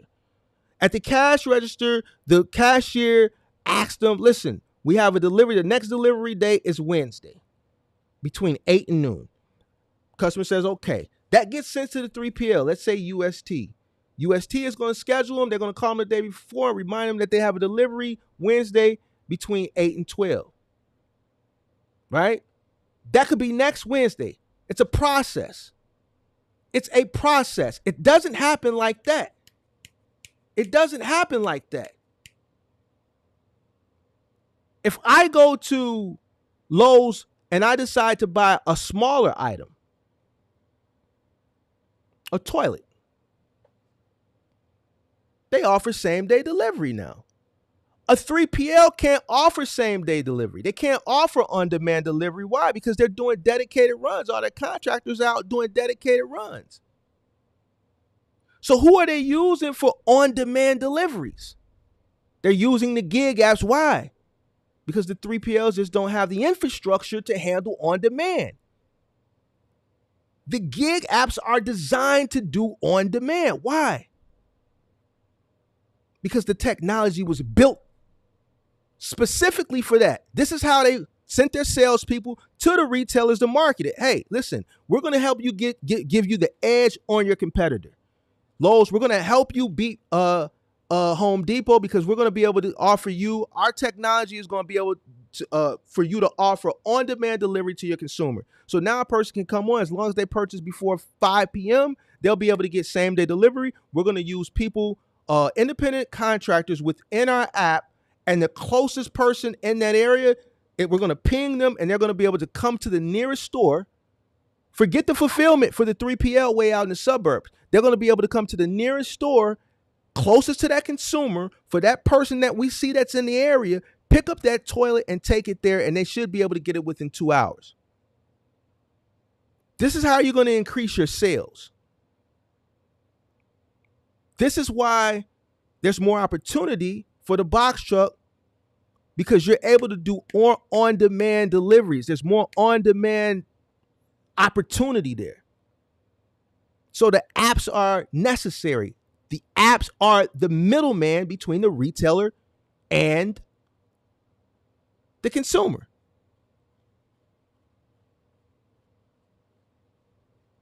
The apps deal directly with the consumer. The retailer.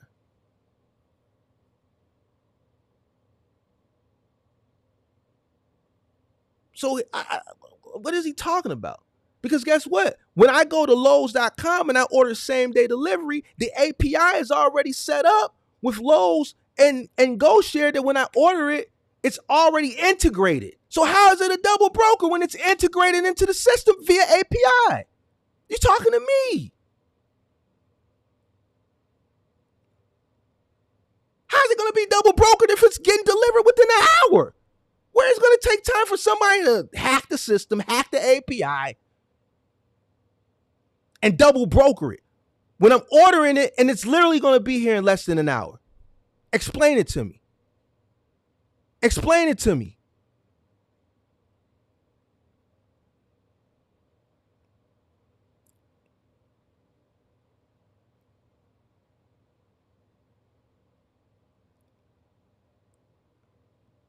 Explain me that. How can somebody do that for an hour turnaround?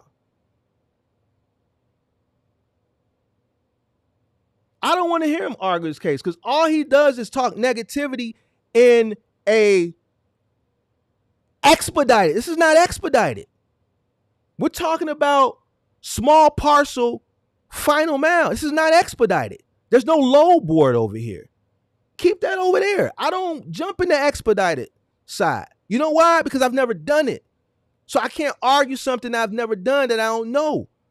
You're not going to beat me over here. So why are you coming over here with this negative? How is someone going to double broker something that's a relationship between the app and the retailer for a 1 hour turnaround. Where's the double broker? I go on Lowe's right now, buy something. I want it delivered in an hour. They're going to ping a driver to go pick up my toilet that's at the Lowe's that's closest to my house. He's going to go to the store, pick up the toilet. He's going to bring it to me.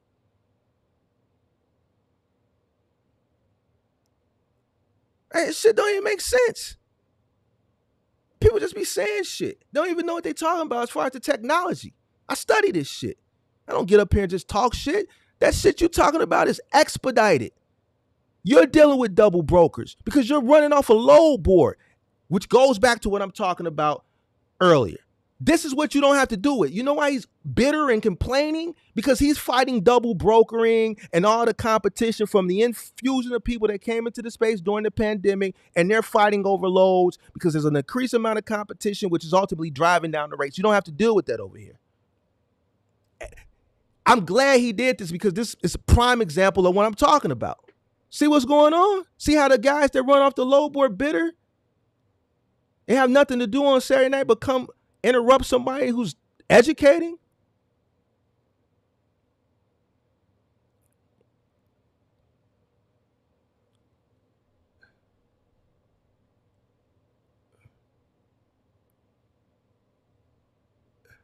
Is it smart to look for the contracts as you look for your van? So if you're looking for your van, I just pretty much gave you the best contracts to get. And the beautiful thing about those contracts is in all my years of being in this industry, they have never not been looking for people.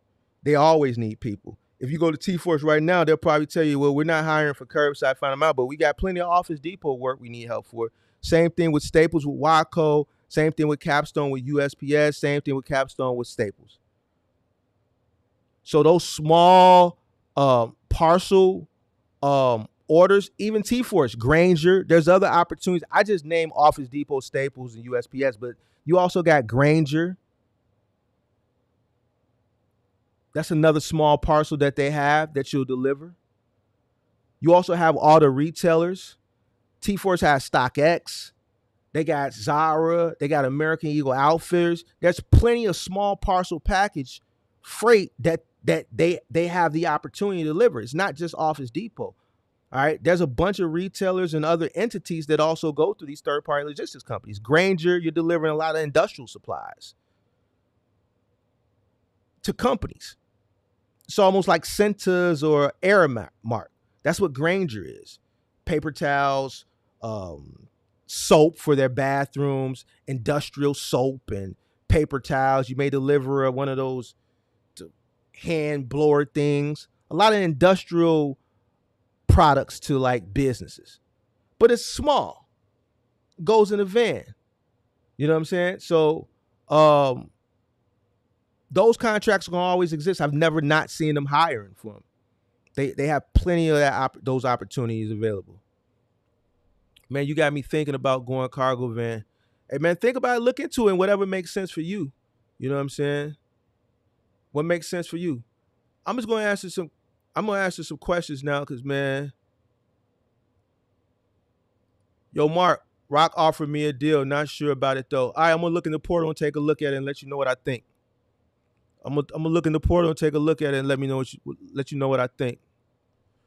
I contacted T-Force in Dallas. They told me they have 80 to 100 stops a day, 260 per piece. That doesn't sound very good to me.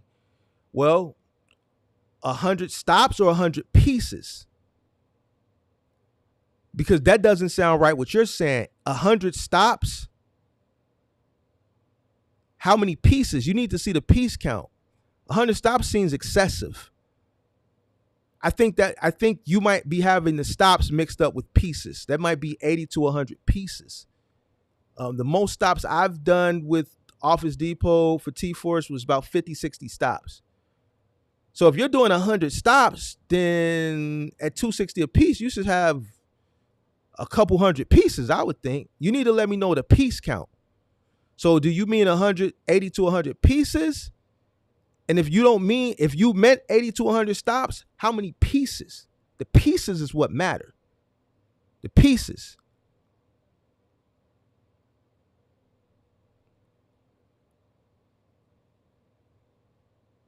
Uh, uh, if you're in Louisiana, Texas, can you make money delivering oil field equipment as well? I've never, I've, I've never worked in Louisiana, Texas, so the oil field stuff that's down there in Texas. I'm in Chicago, so oil field is not my market. That's not what moves industrial up here. So I wouldn't be able to know. I can't answer that question for you. On Track is a good company you can scale with. So On Track is another company that I could have mentioned in the live stream. On Track, which is also Lasership. On Track and Lasership merge. It is a good company that you can scale with. They have a lot of opportunities as well.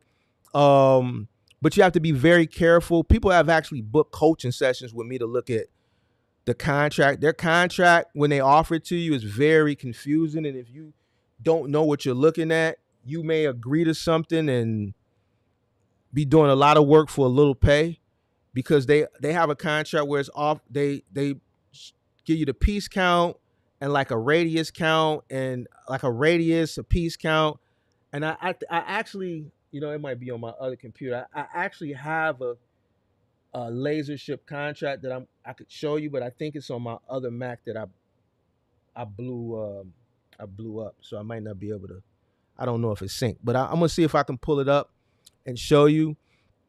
But Lasership On Track actually promotes scaling, and they have plenty of opportunity for scale. You just need to be careful that when you do, go out for an offer with Lasership, when they send you back that a contract, you really read it thoroughly. And if you don't understand it, I would invest in hiring someone that can look at it and really explain to you what they're offering before you agree to it. Shout out to Roger Lacey, appreciate you. Right. So this is basically what you're talking about. Get your fleet big enough, they'll let you bid the whole territory. Right. So that's how they do it. They go off zip codes. Amazon Flex in a cargo van, most definitely. That's one of the opportunities you want to do after you do your dedicated run in the morning. Amazon Flex might be one of those ones you might want to look for in the evening, in the afternoon. I'm looking into junk removal with my box truck and maybe dumpster rentals in the future. Since I have a household goods on my authority, I might do small moves also. 10-4. Mark, is it stupid crazy to try cargo van type work with a pickup a 9,900-pound gross vehicle weight 16-foot trailer? Here's the thing. The 3PLs aren't going to let you work with the trailer. All right. You can work the apps with the trailer. But the 3PLs aren't going to let you. They're not going to let you. Their requirements are box trucks or cargo vans, no enclosed trailers. The apps, you'll be able to get away with it, but ultimately you're probably going to want to get a van eventually. You can start out, you know what I'm saying? I promote starting with what you have. I started with a pickup truck off of Craigslist. Obviously, the apps didn't exist in 2010, because if they would have, I would have been all over them. So only thing I had to go off of was Craigslist back in the day. Craigslist and like forums and not forums, but Craigslist and classifieds. I went off to a lot of the different colleges in my town. I put ads on the college campus classifieds, and I use Craigslist. So if you have a pickup truck and you got a 16-foot enclosed trailer, then I would say, yeah, start with what you have. It'll probably be a little bit more work, but work with what you have until you can get something else. But the 3PLs, the logistics companies, aren't going to let you sign up with an enclosed or an open trailer. I'm reading the email now. It says 80 to 100 stops. The category says e-commerce personal vehicle. Yeah, you need to ask them how many pieces. What's the average piece count? If they're telling if they got 80 to 100 stops, then that should be a decent piece count. You're probably looking at about 200 pieces. So do the math on that. If you had 260 a piece, which is really, really good, because the example that I use was $2 a piece. And let's say 200 pieces, that's $520 a day. Let's say 260 pieces, right, at 150, $2.60 at 150 pieces. That's $390. That's $400 a day. All right. You're going to be doing, if you're doing 100 stops, out of those 100 stops, not each stop is only going to have one piece. Some stops are gonna have 2. Some stops might have 5. Some stops might have 10. Some stops might have 40. Some stops may have 1. So if you're doing 100 stops, it's not gonna be 100 stops one piece. So let's for just the sake of the math, let's say you do 100 stops and you got 150 pieces at $2.60 is a really good rate. That's $390. And depending on your market, you're looking at the stops. But those stops are going to be very, very dense. They're going to be very, very dense. Very dense. You're in a cargo van doing final mount small parcel. So you're going to have some stops where you might park the truck or the van and you may have 2 or 3 places to hit on that same block. You're going to have an office building that may be 10 floors. See, you're looking at it one way, but let me tell you from experience, you may have an office building with 10 floors with different businesses in that office building, and 5 different businesses have deliveries that day. That's one building, that's 5 stops. So don't let the stop scare you. You're dealing with small parcels. You may literally go into an office building with a multitude of different businesses, and out of that building, 5 businesses in that building may have ordered something, but that's going to equate to 5 different stops in that one building. 100 stops isn't excessive. You want to know what's excessive? Go sign up for UPS, FedEx, or Amazon. You're talking about 200 stops. Those guys that are working for Amazon, they're doing 200 stops a day, and they're making about $140, $150 a day. You're getting paid per piece, which is $260 is a really good rate. 100 stops, that could be 150 pieces, that could be 200 pieces, that could be 250 pieces. If it's 200 pieces, you checking the bag. That's $520. So you need to see what the average piece count is. I wouldn't worry about the stops because the stops are going to be dense. There's no way you're going to get 100 stops done on a low density route. It's impossible. Office Depot is a dense route. Staples is a dense route.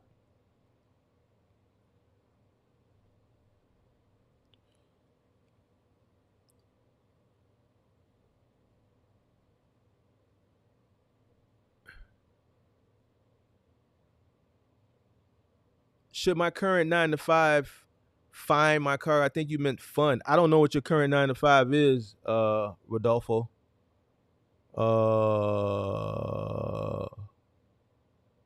Moose said we need Mark for semis, man. If I ever operated in semis, I would definitely talk about semis. But I don't, so I don't entertain things I don't know. You know, I want to look. It's cool to get up here and talk about things that I know, that I have experience in, right? Because it's cool, you know. My education and my experience, you know, people watching, man, you do know what you're talking about. What people mess up at with content creation is they try to talk about things that they don't know about, which you have a lot of people in the box truck space that do that. And they've been getting away with it for a long time. You know what I'm saying? But they talk about things that they don't know, and then this is where they drop the ball at, because there's always someone watching that's not watching from a novice standpoint, that's looking to get into the space. You never know who's watching. There may be somebody watching that's been doing it for 20 years, and this is how they get called out for their inconsistencies and their misinformation. You know what I'm saying? So trust me, if I did semis, I would definitely talk about it. I was just saying LOL, I know because I worked in it for 20 years. Okay. All right. There's a ton of apartment complexes here, storage facility, hotel. There's a lot of potential. Yeah. So if you live in a market where there's a lot of potential for moving, go get that money, man. Go get that money. And it will coincide with the junk removal business that you're doing as well. But yeah, like you want the money or what, says the same information I'm giving can apply to a semi. You know what I'm saying? A lot of the stuff I talk about is just business. It's not necessarily, a lot of the stuff isn't necessarily pertaining to one industry or not. Like a lot of stuff, you can pretty much apply it to any business. Sometimes it may get niche specific. Like, for instance, tonight I'm doing a compare and contrast cargo van versus box truck. You know what I'm saying? For a lot of people that are looking to get into the space now, I'm saying cargo van may be the better play. And then work your way up. Something that I've learned over the time that I've been on YouTube in the past hour and a half is, not hour and a half, but year and a half, is that, and I say this all the time, the way I entered into the space years prior, it's different now. It's different. Even with me, and I'm being honest, and this is another thing that I talked about recently that you guys have to factor in. If you're looking to get into the logistics space via cargo van or a box truck, you have to account for your living expenses. If this is something that you plan to do as your sole source of income, you have to make sure that it's going to be able to cover and sustain itself, plus pay you enough to be able to pay whatever expenses that you have to live: your rent, your mortgage, your car note, food, clothing, shelter, if you have children. You know what I'm saying? Because this is going to take up your time. For people that email me and DM me and ask me, hey, Mark, can I do this part-time? No. I mean, you can, but here's the thing, you can't. You're not going to be able to do a dedicated final mile or anything dedicated on the box truck side because it's dedicated, which means it's 5, 6, or 7 days a week. Right? Same thing with the cargo van. So if it's dedicated, this becomes your job because it's dedicated. You can run OTR part-time, but if you're working a Monday, a 9 to 5, Monday through Friday, are you going to have enough time to go over the road in 2 days and be back for work on Monday? No. So for people that DM me and email me and ask me, can I do this part-time? No. It's just not possible. All right. So yeah, if you have to look at your living expenses.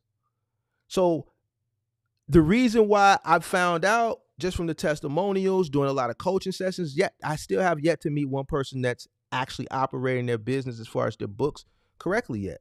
I haven't met anybody yet that has been paying themselves. Why do people rob from the sustainability of the business? Just doing coaching sessions and creating content and talking to people. Why? Living is kicking people in the ass right now. Once a person pays their variable and their fixed expenses, they don't have enough money. Whatever's left, they got to funnel that to take care of home. If they pay themselves accurately a portion of what the business made and cash flow the business, home is going to be short. But because people prioritize home, which there's nothing wrong with, I'm not going to tell a person how to live. This is why most of the people that I come across, box truck business, is suffering, because they're robbing from the sustainability of the business, which is the cash flow to take care of home. So something's going to suffer. If you're not making enough money, something's going to give. Either you're going to rob from the sustainability of the business to take care of home, or you're going to cash flow the business correctly and home is going to suffer. So now you have to make a decision. You're going to have to increase your revenue and decrease your living, or both. And this is what a lot of people drop the ball and fail, because they don't do these numbers. They do the numbers for the business, but they also forget that they have to make sure that this business is going to be able to fund them. It's going to pay you enough to take care of home. I always use myself to put things in perspective. Me, with all my years of experience, if I were to invest into the box truck space right now with nothing, I don't have any trucks. Let's say I don't have any trucks or nothing, but I have the knowledge. It would be very hard for me to survive with everything that I acquired. So let's say I came from I was doing cybersecurity. I was making $250,000 a year. So I have the things that I've acquired are because of my income. I was making good money. So I got this condo, I got this cars, all this stuff, right? But I want to quit the rat race. I want to walk away from this $250,000 a year job to start my box truck business, right? This box truck business is, this cybersecurity job is what allows me to pay this $2,000 something mortgage. It's what allows me to pay $500 a month just in assessments. You got people whose rent is $800. I pay $500 in assessments, plus my mortgage, my car notes, my utilities. I pay $300 a month to Comcast Xfinity for cable and internet. My light bill last month was $212. My gas bill is low because it's not the winter time, but my gas bill goes up in the winter time because I'm in Chicago. It can get negative 50 degrees here sometimes. It's low now. Xfinity, I pay $300 a month. So on and so forth. Food, I spend about $150 a week on food. And that's grocery food, not eating out. And so on and so forth. I went through this. So if I came into the box truck business right now at the current rates, with the fixed cost and variable cost average, I would have to decrease my living. There's no way I would be able to be able to afford to keep up with the lifestyle that I was able to live, making $250,000 a year from this cybersecurity business, because at most I'm going to be able to pull in the box truck business is $20,000 a month gross. And I'm going to try my best to operate on a 20% margin. I'm going to try my best to operate on a 20% margin. All right? So is $4,000 going to be able to cover my living expenses? No. But this is something that I'm going to have to figure out before I get into it. And if I really want to do it, then I have to make a decision.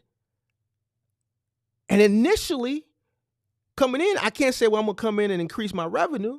No, because I got to get in first, learn the industry, maneuver around the learning curve, make money, figure out how to make money so that I can know how to make more money. I got to figure out how to make money with it first before I can figure out how to make more money. So initially, I'm going to have to decrease my living.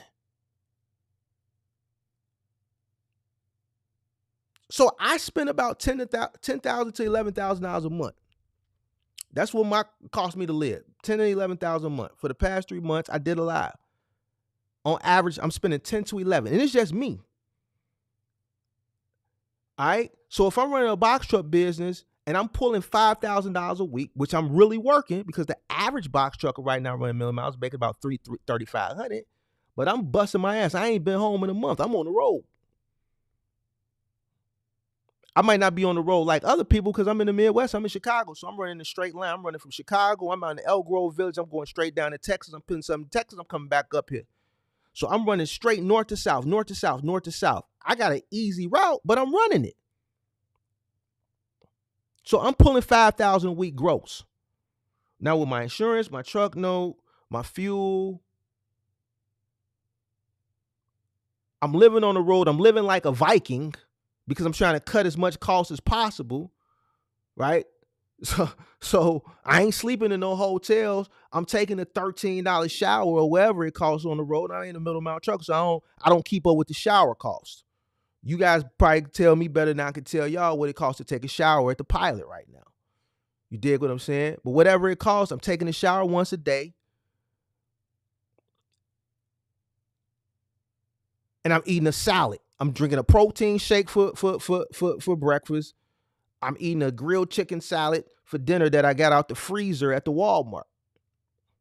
And hoping it ain't a ladybug or some type of bug at the bottom of it for when it went through the processing plant that fell up in it. I found a ladybug in one of them pre-made salads a couple weeks ago at the bottom.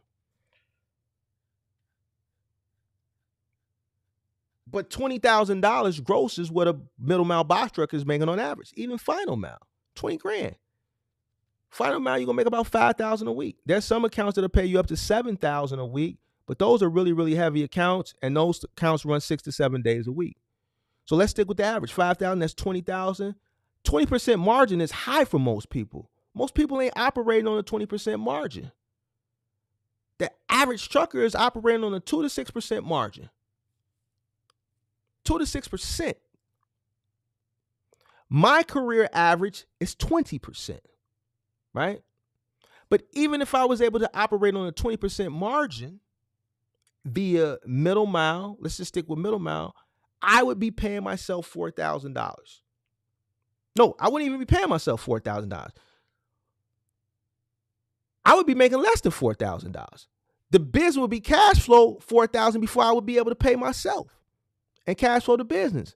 So it wouldn't be enough. But that's the point. So that $4,000 at that 20%, this is what a person would be taking home to pay their bills. But me personally, I can't live off of $4,000. So I would have to decrease my living. And this is where a lot of people forget to do when they come into the business. And this is why people rob from the sustainability of their business.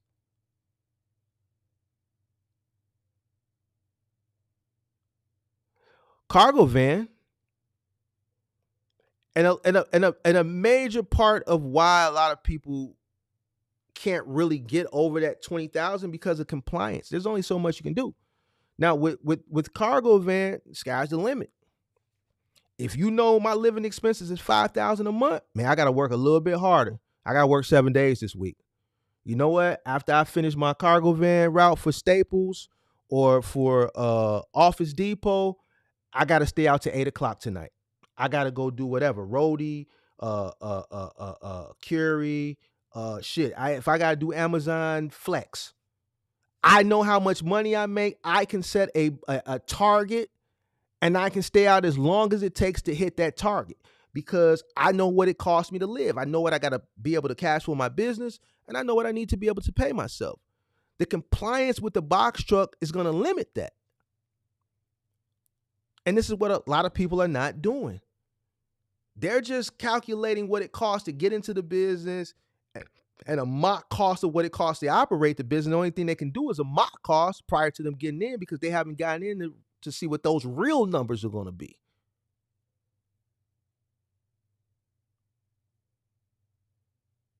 But the average is $20,000 a month. The only way you're going to exceed that average to $20,000 a month if you start a moving company. And a lot of people ain't cut out for that. A lot of people's not cut out for that. Right?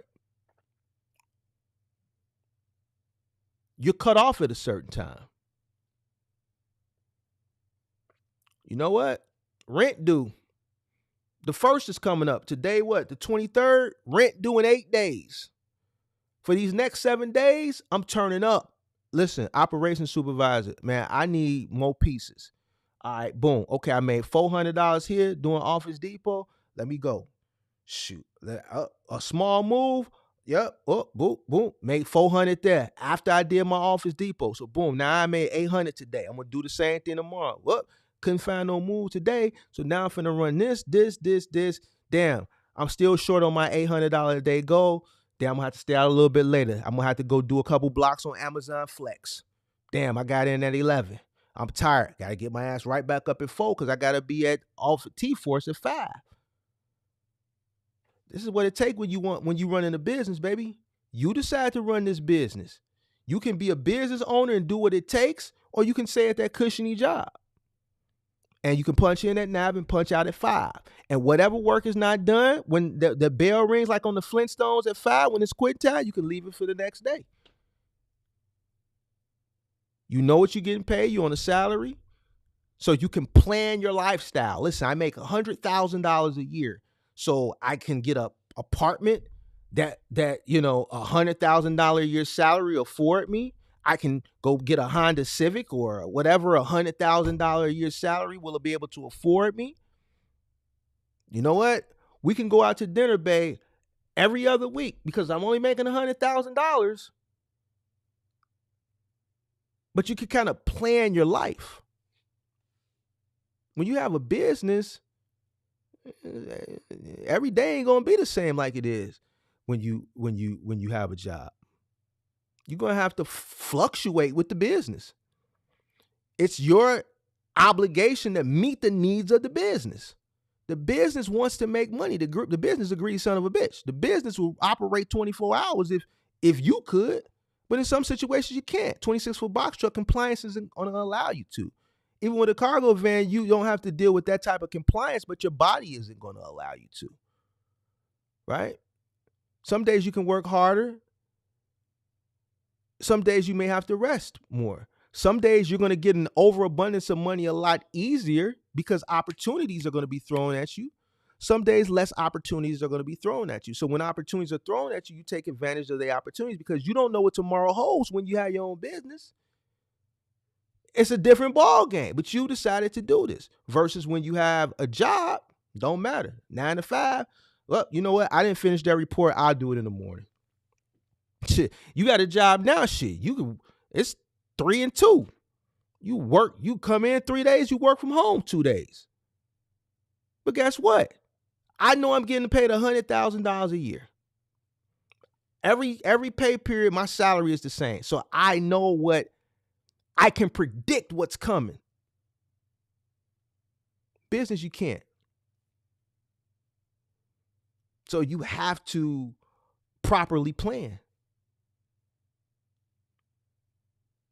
You have to properly plan. I'm in Pakistan. I want to be in the cargo van business in the near future, man. Shout out to Pakistan. I got people watching me from Pakistan. Good luck on your future endeavors. I'm pretty sure you'll get in. Just, keep working towards it. You'll be in it sooner than you think. I think I answered that. Big Zo said, I ain't gonna lie, get a dedicated lane for your cargo van, then use the apps after. That's a good way to make money. Sometimes a dedicated lane may feel like a 9 to 5, just gotta push through it. 10-4. That's what I've been saying. Steady Truck on YouTube is running a Chevy Cutaway 20-foot flatbed doing partial OTR. He hasn't posted a video in months. Yeah, I don't even know who that guy is. I want to know which cargo van should I purchase for my startup business. I like the T250 Ford, extended length high roof, or the Sprinter van 2500. I think those are good vans to start. If you got a little bit more money to play with, get a 3500 Sprinter. Single wheelbase, or you can get a double wheelbase. If you're planning to go OTR, according to Axle, you want to get a single wheelbase because the double wheelbase has the hump inside over the tires. So you want to get the single wheelbase so you can have more room to get the pallet. The 3500 double wheelbase is going to give you more gross vehicle weight rate. You can pull more weight. So if there's something like you're planning to do, like you're not planning to do like pallets and things like that, then you can go with the 3500 double wheelbase. Or the T350, which is the Ford single or double wheelbase, depending on what you're looking to do. I'm guessing the apps and 3PL places have semi opportunities. I'm gonna do research. I think Mothership does, GoShare doesn't, Curry doesn't, Roadie doesn't. Well, I don't know. I haven't seen any semi truck stuff with Roadie. Actually, I haven't seen none with Roadie.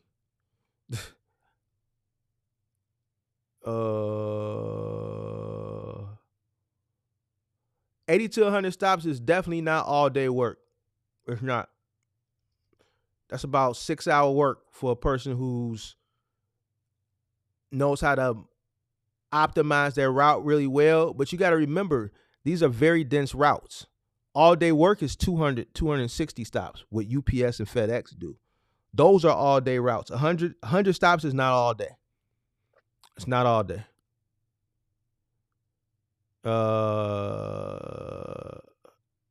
Let me see.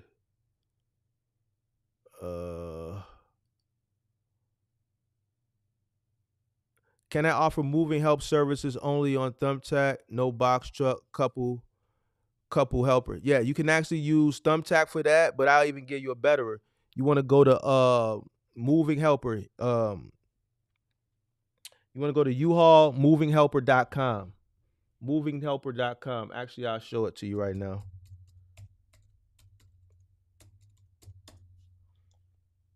So you want to go here. So you want to go to this website right here, and this is all labor. This will probably be your better bet, because U-Haul is they actually bought Moving Helper years ago, maybe like 12 years ago. And at the point of sale, right, they offered, do you need help loading or unloading your rental truck? And I forget, I gotta ask my brother what the percentage of people that actually hire at the POS point of sale for this, but you're getting a direct connection with consumers who are renting trucks. So this will be your better option, and then you want to use Thumbtack as a secondary. You want to use this as your primary. Movinghelper.com. And listen, I know people that just work off movinghelper.com and they do thousands of dollars a day. And I'm not lying to you. I'm not trying to sell you on this because they charging a premium. There's guys on movinghelper.com that's charging $250 an hour. No truck, just for labor. Just for labor. And they're doing a multitude of these jobs a day. You know what I'm saying? So a 15-foot truck is a 1-bedroom. You send 2-3 guys that's 2-3 hours. You can do 3 or 4 of them a day. You got a 2-hour minimum to travel. So at $250 an hour, 2-hour minimum, that's $500, been a $50 travel fee. That's $550. Do the math on that. This is how they're making couple $1,000s a day. Now I'm not saying every day is going to be like that because it's moving. So the last week of the month and the first week of the month, that's where you make a bulk of your money at. But you make so much money during those weeks that if the rest of the 2 weeks are average in the rest of the month, you're okay because you made an overabundance. If you catch the 31st of the month, you make $2,500 that day. On the first, you make $2,500. Second, $2,500. The third, $1,500. You're checking a bag. The average person rents either a 10-foot or a 15-foot truck. All right. The 15-foot truck, the 10-foot and the 15-foot truck are their main rentals. All right. I used to be a U-Haul dealer. So the 10-foot is a TM. We call that a TM. The 15-footer is a DC, right? Then you have the 17-footer, which is the EL, the 20-footer, which is the TT, and then they got rid of the 24-footer. The 26-footer is the JH, right? So that 15-footer, man, if you get 3 or 4 of them at $250 an hour, 2-hour minimum, you doing good. So yeah, go to movinghelper.com and then use that as your primary, and then use Thumbtack as your secondary, just to offer labor services for moving. And I'm assuming the rest of the gig apps will follow suit. More than likely. It's all about the salespeople. You know, these apps have salespeople that go out and speak to the corporate companies as far as getting these contracts. Man, I'm way behind on like. Shout out to who was that? Lloyd. Oh, wrong button. Appreciate that super chat. Appreciate you taking the time to do this, Mark. I hope you know how much these videos help. I appreciate you for watching. You know, 120 people at one point on a Saturday night. That's dope. I appreciate y'all. Please keep it up because I started. Marcel, where is that one at? Yeah. Please keep it up because I started it over because I got on here at the end. Yeah, I'm gonna keep this one up. Yeah, I'm gonna keep it up. Yeah, I'm gonna keep this live up. I'm gonna keep it up. I'm 15 minutes behind, and you're right, Mark. You definitely get plenty of business thoughts. Trust me, I'm taking it in. But when you hone in and give blueprints, it's literally priceless. I appreciate you. I know UPS and FedEx don't use Google Maps. Yeah, I've never worked for UPS and FedEx, so I don't know if they use Google Maps or not. But one thing I can tell you, they do a lot of stops. Those tight routes aren't bad. I did an Amazon Flex route and had 32 stops, and it was done in about 2 hours. It was a real tight route. Right, so those routes are really, really dense. Does GoShare and T-Force have overnight routes? No. So Roadie, what I've seen on Roadie overnight is a lot of Delta and Southwest routes. All right, so for luggages that get left behind and get lost. So let's say I'm flying from LA to Chicago, and they, you know, I check my luggage in, but they don't load it on the plane for whatever reason. I'm waiting at the baggage claim. The thing is going around and around and around. My luggage ain't there. Boom, I go speak to somebody. They say, yep, your luggage is still in LA. We're going to put it on the next flight to Chicago. And back in the day, the airlines would have their own van services that would deliver your luggage to you. Because one time it happened to me coming back from Houston, like in 2007 or something. My flight came in at like 6, 7 in the evening. Man, they came ringing my doorbell at 3 in the morning. But since they've outsourced since then, right? So they use Roadie. They use UPS actually, and UPS bought Roadie, and UPS has allotted that particular work to the Roadie app and have outsourced it to couriers on the app. So I see a lot of those opportunities overnight, a lot of Southwest and Delta in my market luggages, and it averages about $20 to $25 a stop.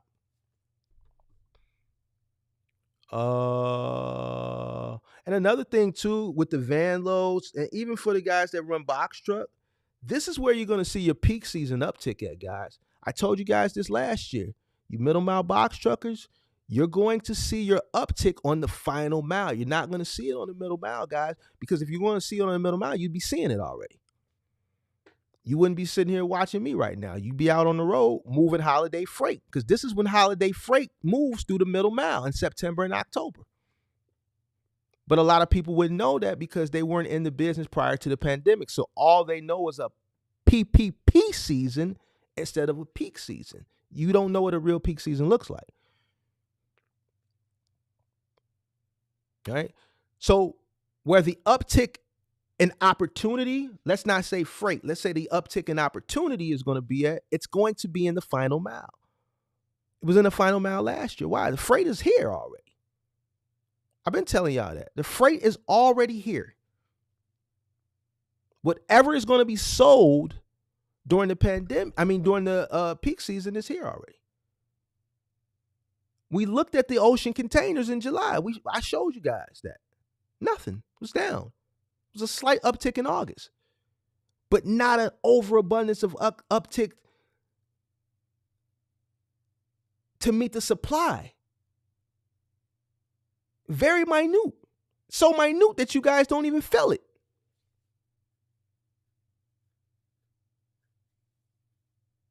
Why do you think nobody ain't talking about it? They scared. Because everybody talked about it last year and it wasn't nothing. The one who said it wasn't going to be one, they don't want me to be right, so they're going to stay out of it. The opportunity is going to be in the final mile. You know who won last peak season? The final mile guys. You know who really won last peak season? The gig guys that ran final mile. Those guys that were running gigs in their cars, they the ones that checked the bag last peak season. The holiday peak season, the retail peak season, November and December. That's a retail peak season. You're a middle mile box trucker. This is your peak. We're in your peak season right now. This is your peak season, September and October. It's your job to get the shit to where it needs to be by November 1st.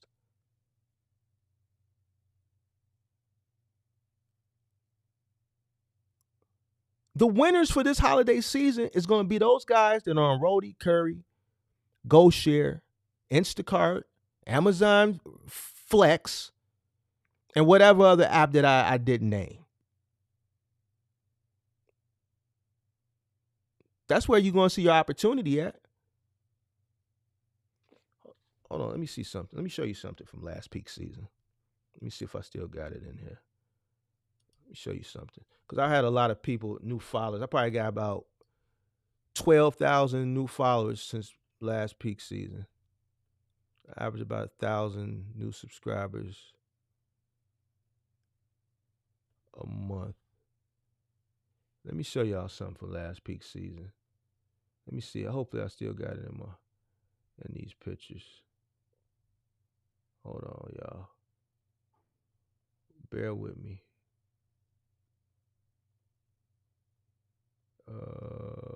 Bear with me. Last peak season. Let me see. So that would be in December, January. Okay. Is this it?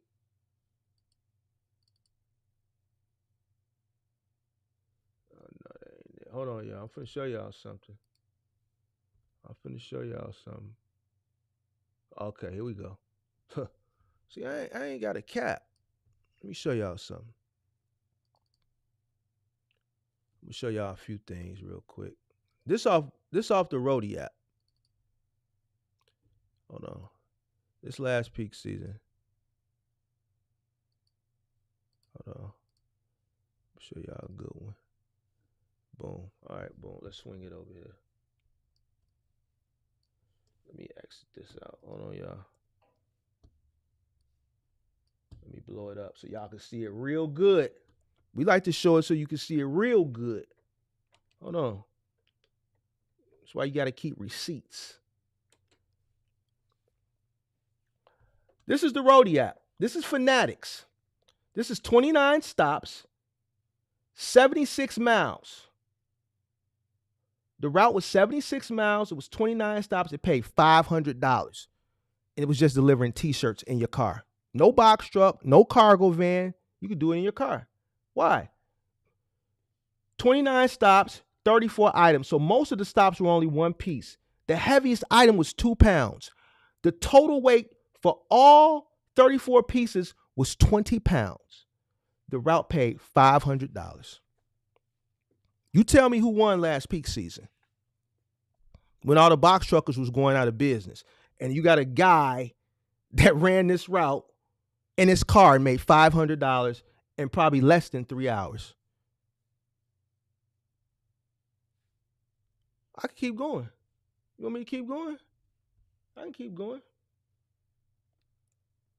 You want to see more? I can show you more. You want to see more? No problem. Here go another one. This one, 28 stops, 100 miles. Heaviest item, 2 pounds. Total weight for all 32 items, 19 pounds. $478.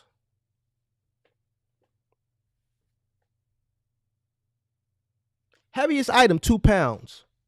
Total items, 32. Total weight for the 32 items, 19 pounds. And people say you can't get money on apps. It's right here, guys. 28 deliveries. Fanatics is T-shirts. Baseball caps, T-shirts. Michael Rubin owns the company with, I think, Meek Mill and LeBron and a few other people. I don't know what to tell you. But the Axel want to come in here and talking crazy and stuff. He just drove from Cleveland all the way to Florida for $1,000. Axel, where you at? Let's talk about how you just drove from Cleveland to Florida for $1,000. You just drove from Cleveland to Florida for $1,000 the other day. You just drove from Cleveland to Florida for $1,000 the other day.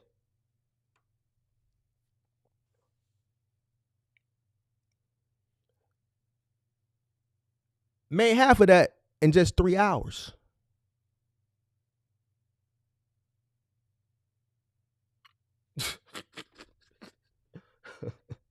Hey, man. Hold on. We can keep going. Let's keep going.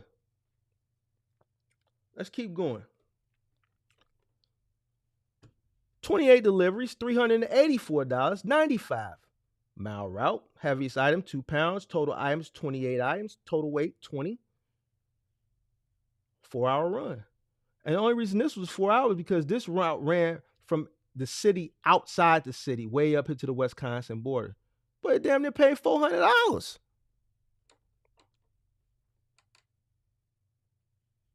We can keep going. Let's find something that's not so egregious. Oh, Mark, you're showing all the goods. What's something that's normal? Oh, let's find a normal one. No problem.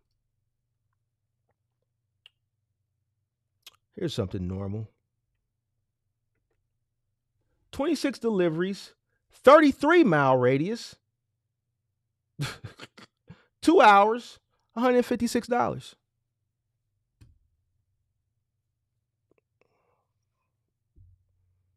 And it just says 2 hours. That don't mean it's going to take 2 hours. Look how dense the route is. The route starts here because this is where the fulfillment center is, right here. Look at the stops. You probably do this under 2 hours. They're giving you 2 hours and 2 hours and 20 minutes to complete it. You can probably get it done in under 2 hours.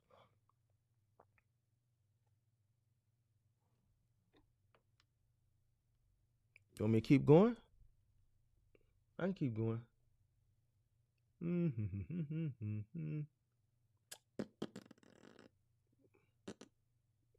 Y'all want me to keep going?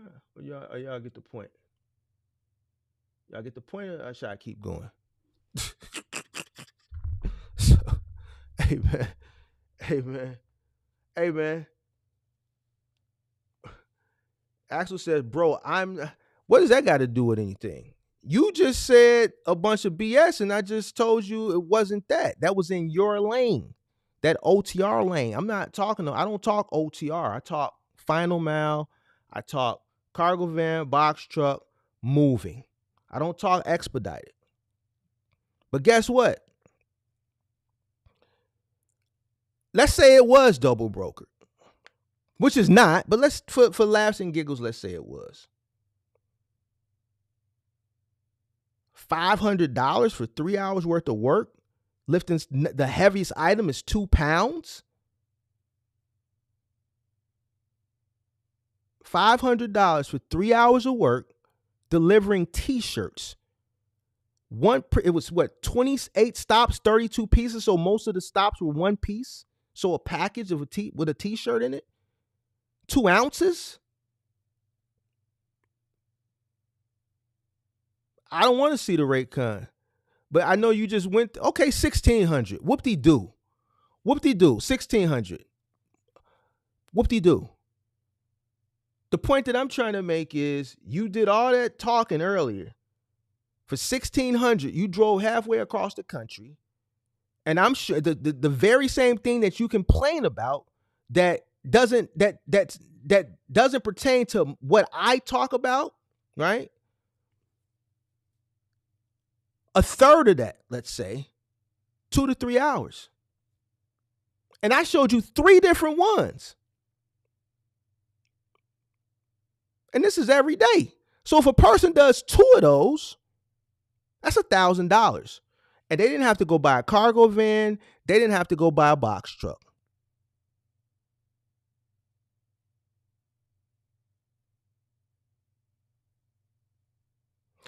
Those guys are driving for 70 cents in your lane. It has nothing to do over here, buddy. It has nothing to do over here. Nothing to do over here, buddy. Because this ain't 70 cents a mile, buddy. This ain't 70 cents a mile.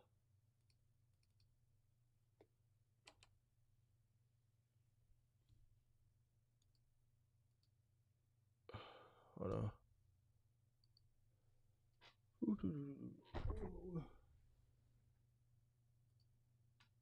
Uh-oh. Where did it go? All right, go. That's not 70 cents a mile. That says 76 miles, 3 hours and 11 minutes, $500.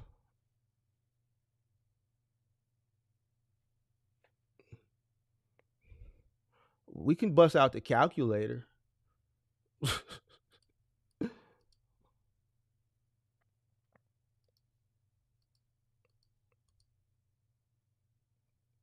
about $6.53 a mile.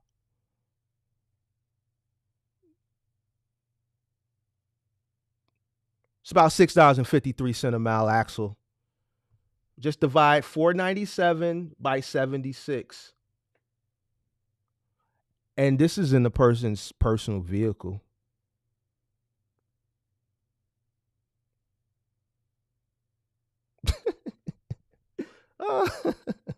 This is why you got to pull up receipts, man. I don't know what he talking about.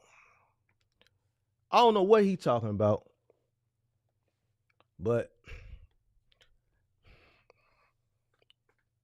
it's about $6.53 a mile, man, in your personal car, man.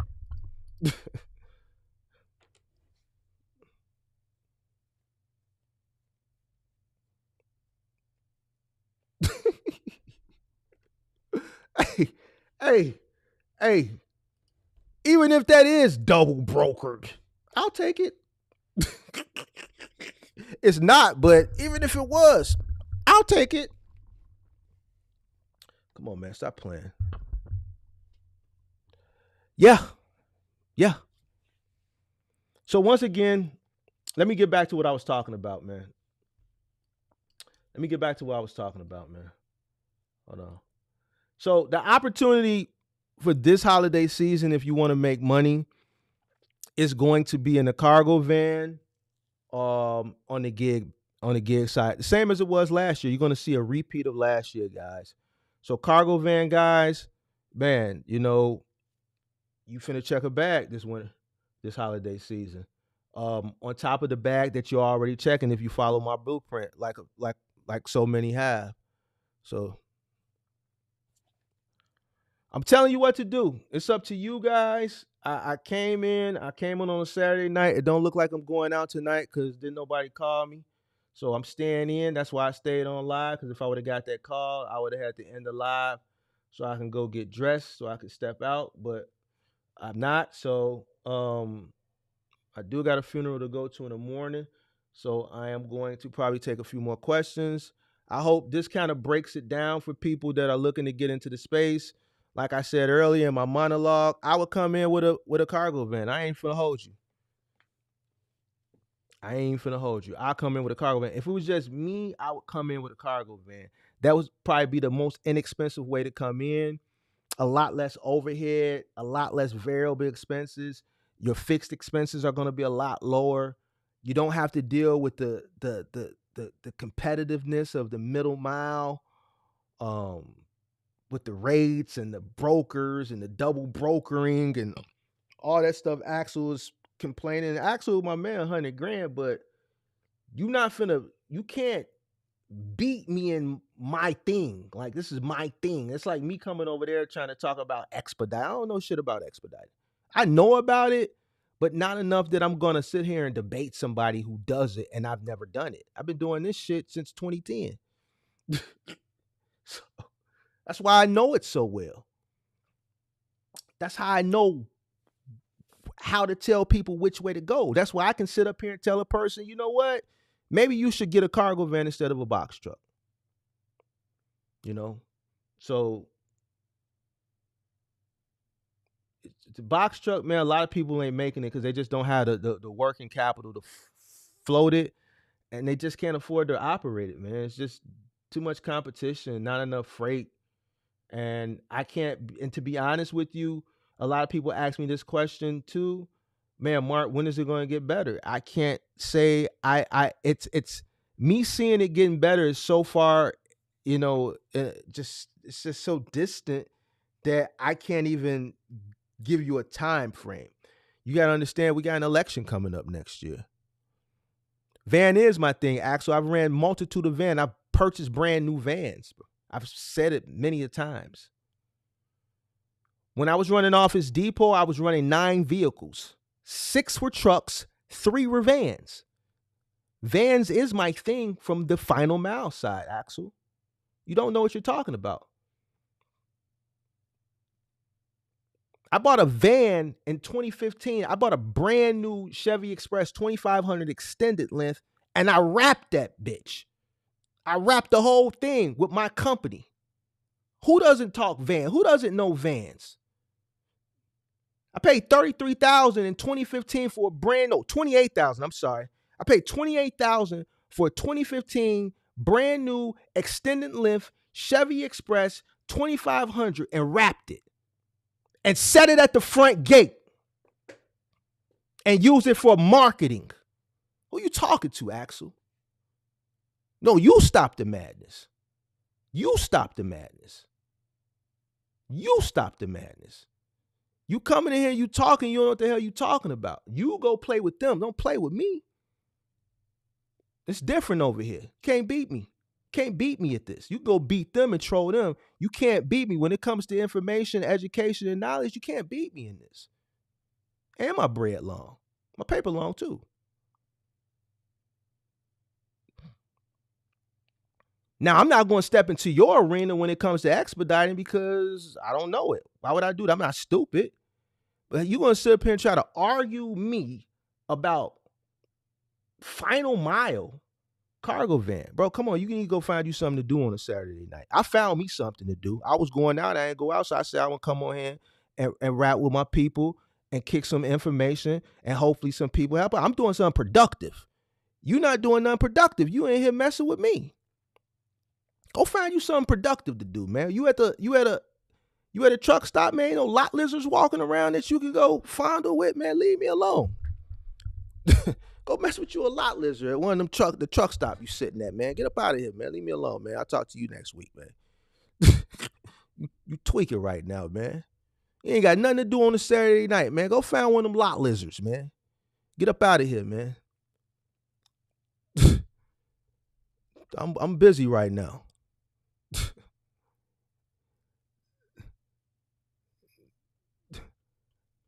He want to play with me, so I'm gonna play with him. He gonna play with me. Hey, check it out. I know what pissed him off, though. Hold on. I know what pissed him off. He kept messing with me, so I had to start dropping these receipts. See, that hurt his feelings right there. That hurt his feelings. That hurt his feelings right there. That hurt his feelings.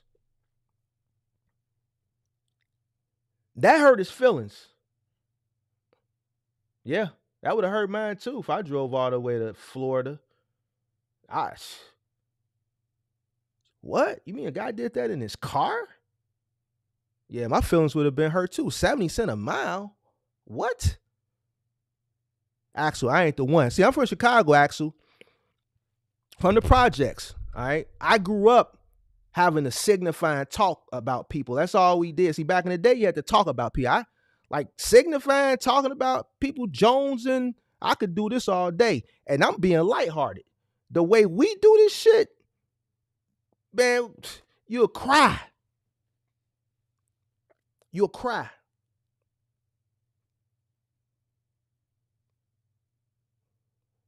That's why it was imperative for my OG to keep me laced when I was a kid. See, by my mom being a school teacher and teaching kids, she know how cruel kids are. All we used to do was talk about each other. So she made sure I had all the fresh Jordans. I had the cross color. I had the used. I had the damaged. I had the slick overalls. I used to take the one buckle off. I had the spray paint on the front. She made sure I was fresh to death, even if she had to sacrifice because she knew she couldn't send me to school looking all crazy because people would talk about you. And that distracts a child from learning. So she made sure I was fresh to death and had all the right stuff so that I have to go back and forth with people so that I can focus on what the teacher was saying. But when I got on the school bus, man, I had to go to war. And usually, and having to do that at such an early age is just like the trucking. The more you have to signify in Jones, the better you get. See, I'm not from Middle America, Axel. I'm from a big city, a big, rough, mean city. So I could sit here in Jones all day. And 9 times out of 10, I'm going to win. I'm going to win.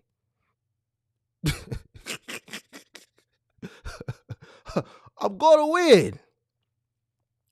So, yeah.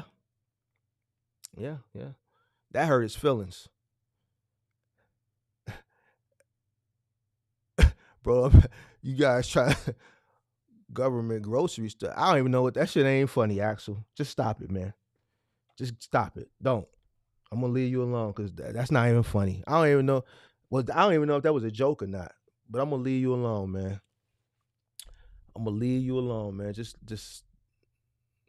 Are you switching to cargo vans, Mark? No. I was talking about cargo vans last year. I talk about both. I just haven't talked about cargo vans in a while, and so many people always ask me, Mark, why you stop talking about cargo vans? And to be honest with you, I'm gonna be honest with you. I could show you 5 DMs and comments in the last 2 days about Mark. Can you talk about cargo vans? Somebody DM me yesterday like, Mark, can you refer me to someone on YouTube that talks about cargo vans that's honest and truthful, like how you are with the box trucks?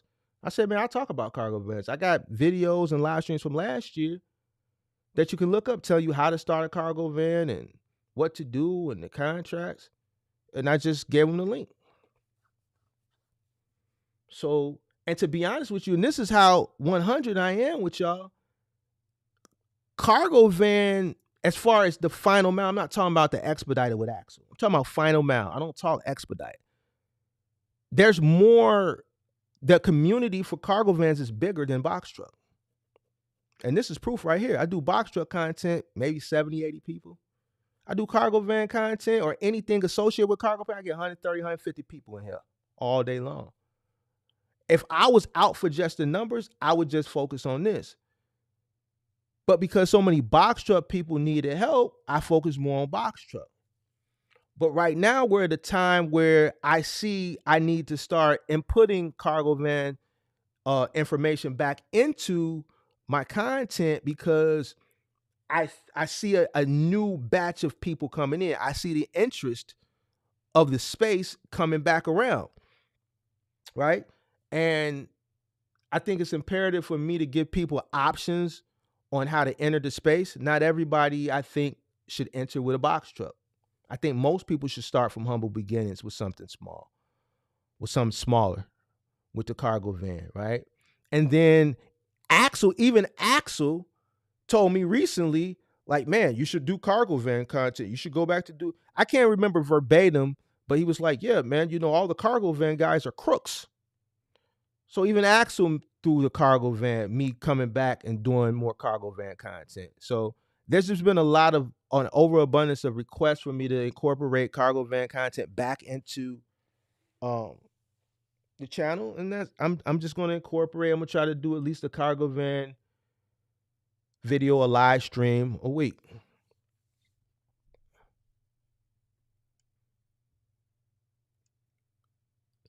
You said you done expediting for 2 months and I got cheated out because I didn't make enough money, so that's why I'm doing local cargo van. And how's local cargo van treating you? Is it treating you better than the expedited?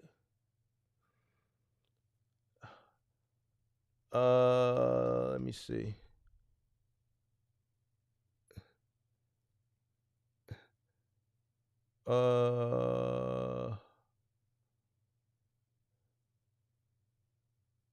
Felicia said, ignore him. Yeah, I'm ignoring him. I just had to get on him real quick. I had to get on him real quick. I don't understand why Axel is hating on you. He's doing his thing out there and trying to destroy the $1 million worth of game you preach about Axel having coke in the spell. Yeah, you know how he do it, man. He be tweaking sometimes.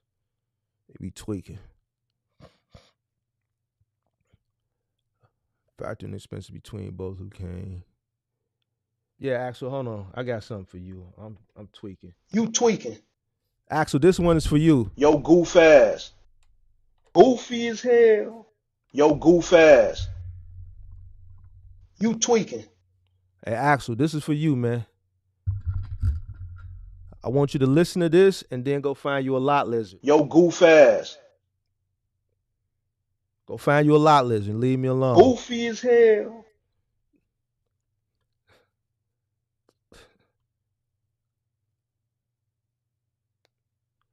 How much was it to wrap your vans and truck? So for the van, it was a partial. That was, man, this was 2015. So my trucks, I did 3 trucks because the logistics companies wanted an all white truck back in the day, but I wrapped 3 trucks, right, for the trucking side, not the moving side. That cost me $800 each truck. So I had the company name, the slogan, the phone number, the 800 number. On the front, above the cab, that little piece right there on the front, right above the cab, I put the website. And then on the back, you had the company name with the logo, the slogan, and the 800 number. That cost $800 to do that, all 3 sides, and then put the website address over the cab in the front. So each truck cost me $800. Now, the van, I pay a little bit more because it had a graphic on there.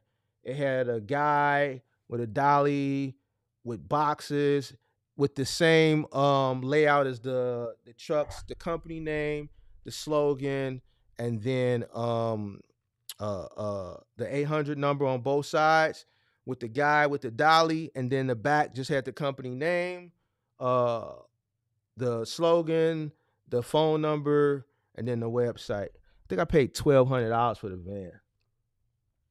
Paid $1,200.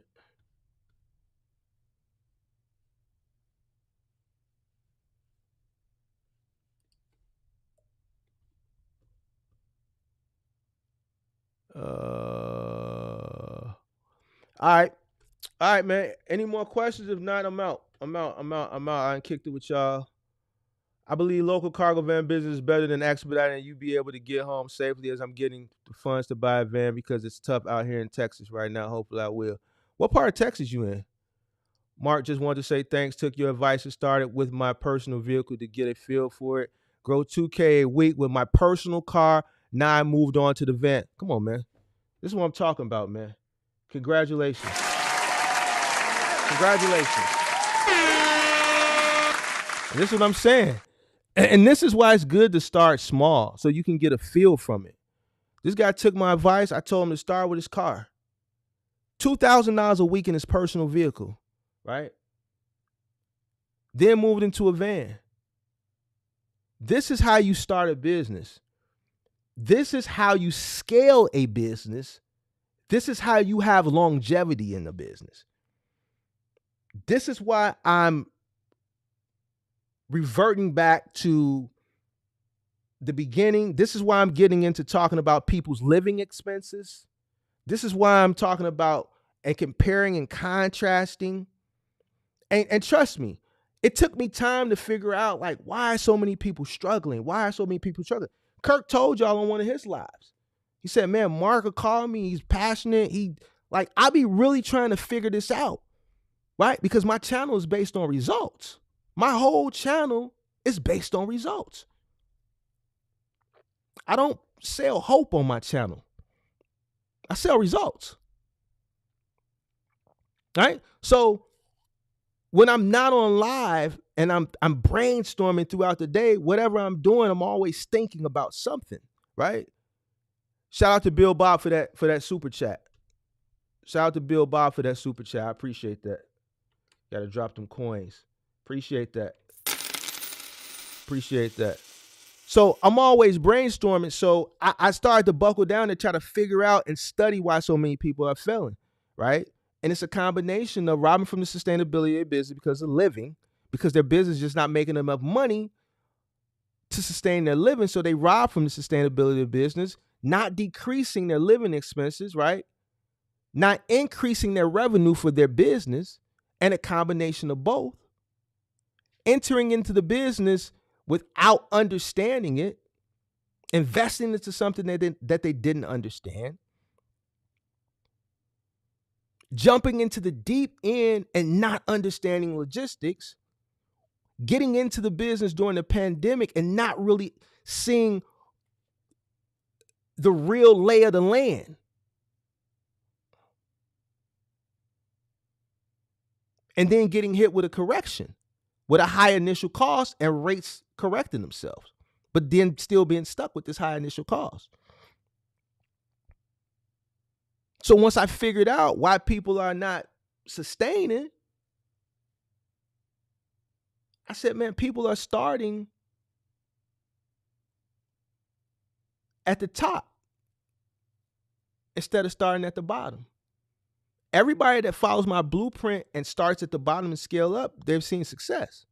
The people who come to me that have started at the top, whether they started before I came on YouTube or they started and found my channel later, they were on Instagram and they were, listening and bought coaching or whatever with other mentors, and they failed and they found me.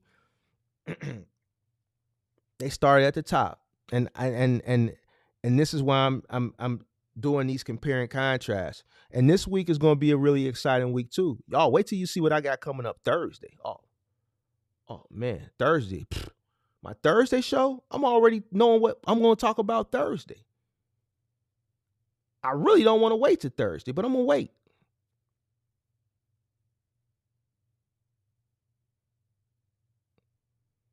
So cargo van, I think, it's time for me to incorporate cargo van back in because I think a lot of people should start that way. It's a lot of opportunity for cargo van. You can't lose with a cargo van. If you work hard enough, like Big Zo said, and like I say, you're gonna make it a cargo van. There's no limitations. You can be out right now working. You can be out right now working with a cargo van. Sky's the limit.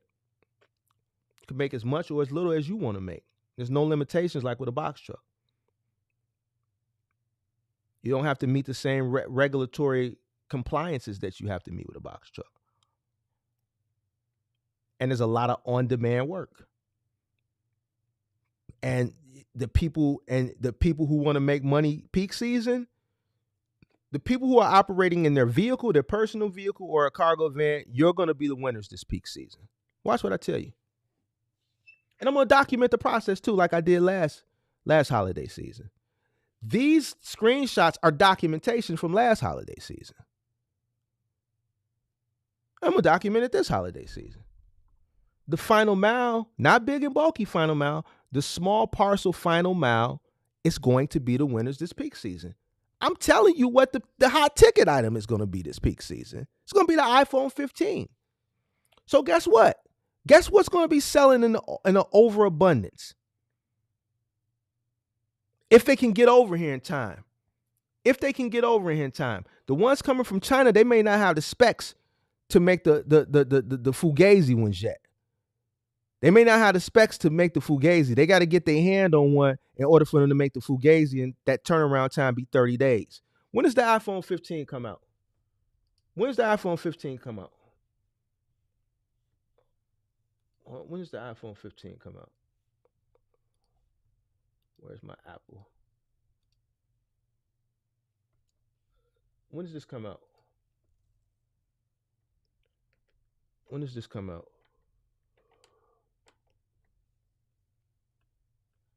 When does this come out?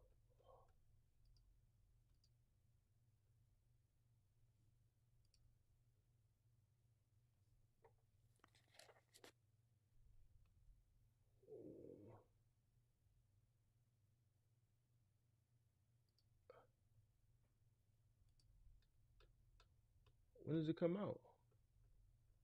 Is it out?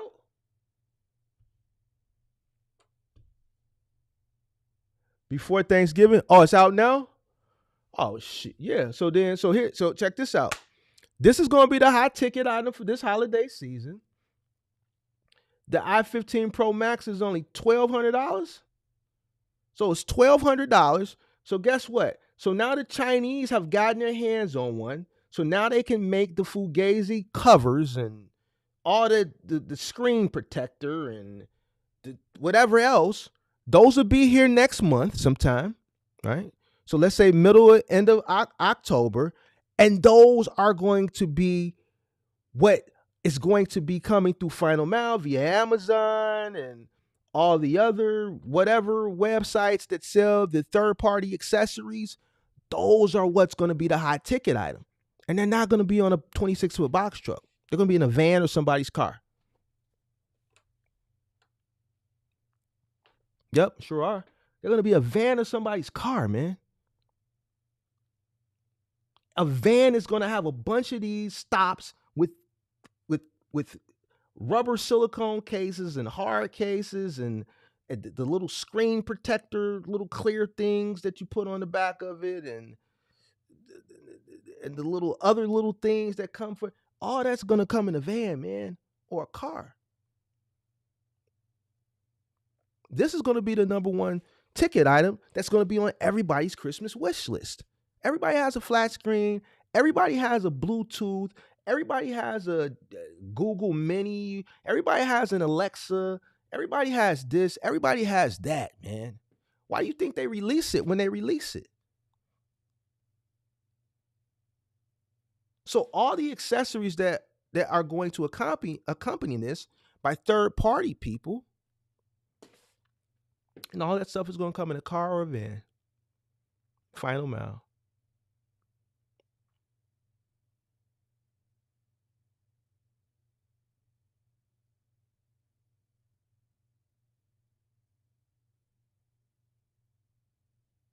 It's not gonna come in a 26-foot box truck. Mommy, what do you want for Christmas, little Johnny? I want an iPhone 15 Pro Max.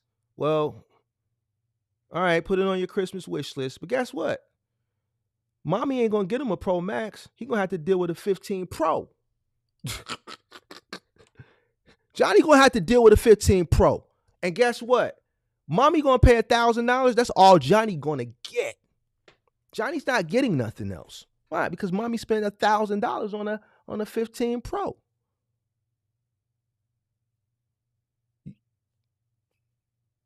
He might get a video game, NBA 2K25 or whatever is out. Not coming on a 26-foot box truck. Kids are gamers and phone people now. When somebody want to argue me about toys and all this goofball stuff, ain't no kids playing with toys no more. They got iPhones, man, and video games. And guess what? They not even getting the physical copies of the video games no more. They downloading them. You want to talk about peak season? What I said last week or the week before last when I gave you the main variables, I said, man, there's plenty of other variables. I'm going to give you variables all the way up to peak season. So here go 2 more variables. There's a lot more variables I could give you. What do kids do now? They play video games and they dwindle on their iPhone. They don't even buy the physical copies anymore. They just download them.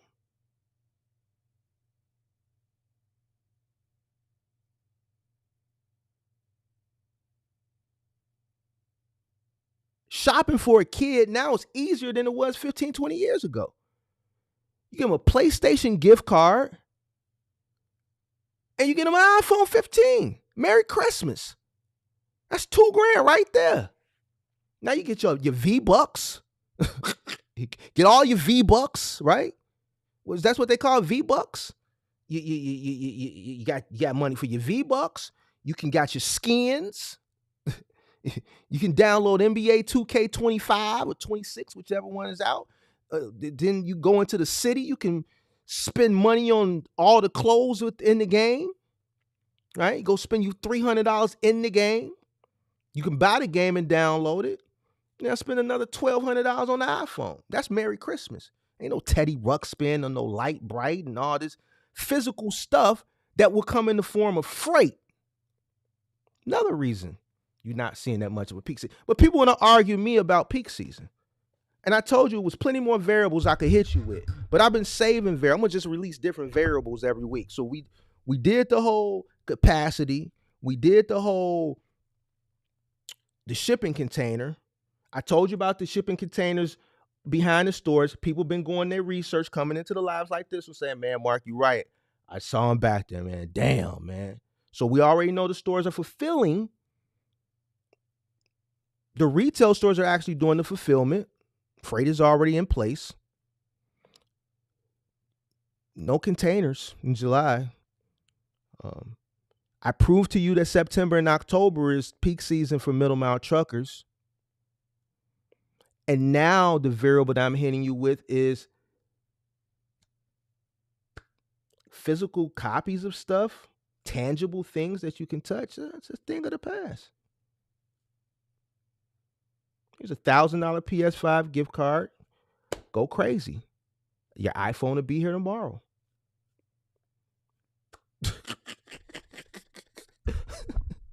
Oh man. Hey man. Hey man. Get a van, man. If you come into the space, man, you don't have a lot of working capital, man. Get a van. If you're saving up money for a van or a truck, you got the holiday season coming up. You're gonna win better than any person in a big truck. All right. You can make a lot of money this holiday season in your car and then take that money and go get a van. You know, it's a lot of opportunity. So if you're on the cusp right now, I wouldn't even jump out the window right now. I would run in my personal vehicle, like this young man that listened to me right here, Jonathan. Run this holiday season, run that bread up, and then go get you a van.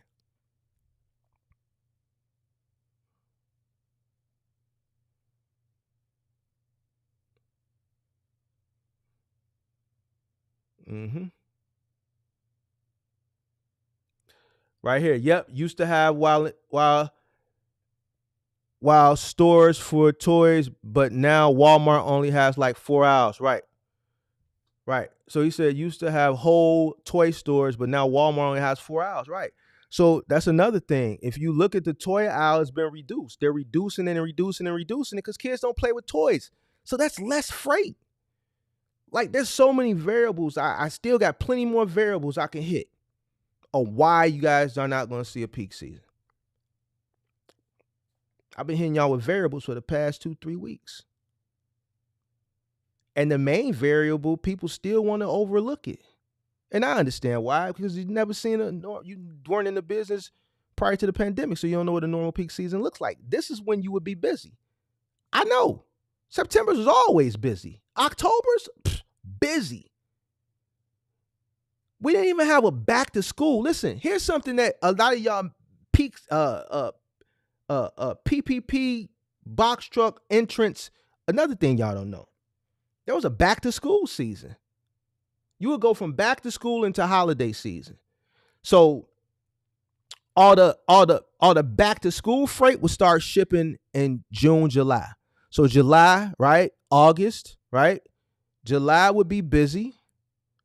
August would be busy for back to school. So July, August, you will see an overabundance of freight for back to school because you got Walmart, Target, Office Depot, Staples, all these places that are ordering millions of pieces of composition notebooks, millions of cases of pencils, pens, pencil boxes, erasers, notebook paper, composition notebook pads, folders, binders. They used to have the big pallets they'll set in the middle of the aisle for the different color folders. You get them. They used to sell them for 10 cents a piece.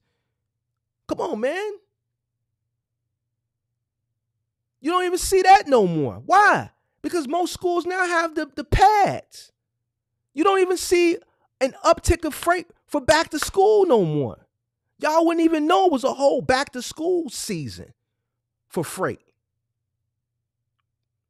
Y'all so busy focusing on peak season. It went back to school into the holiday freight for peak season. So July, August, September, October, slammed. Slammed. So keep waiting. Keep waiting like last year. I'm not going to, I showed mercy last year. I'm not showing no mercy this year. Not showing no mercy.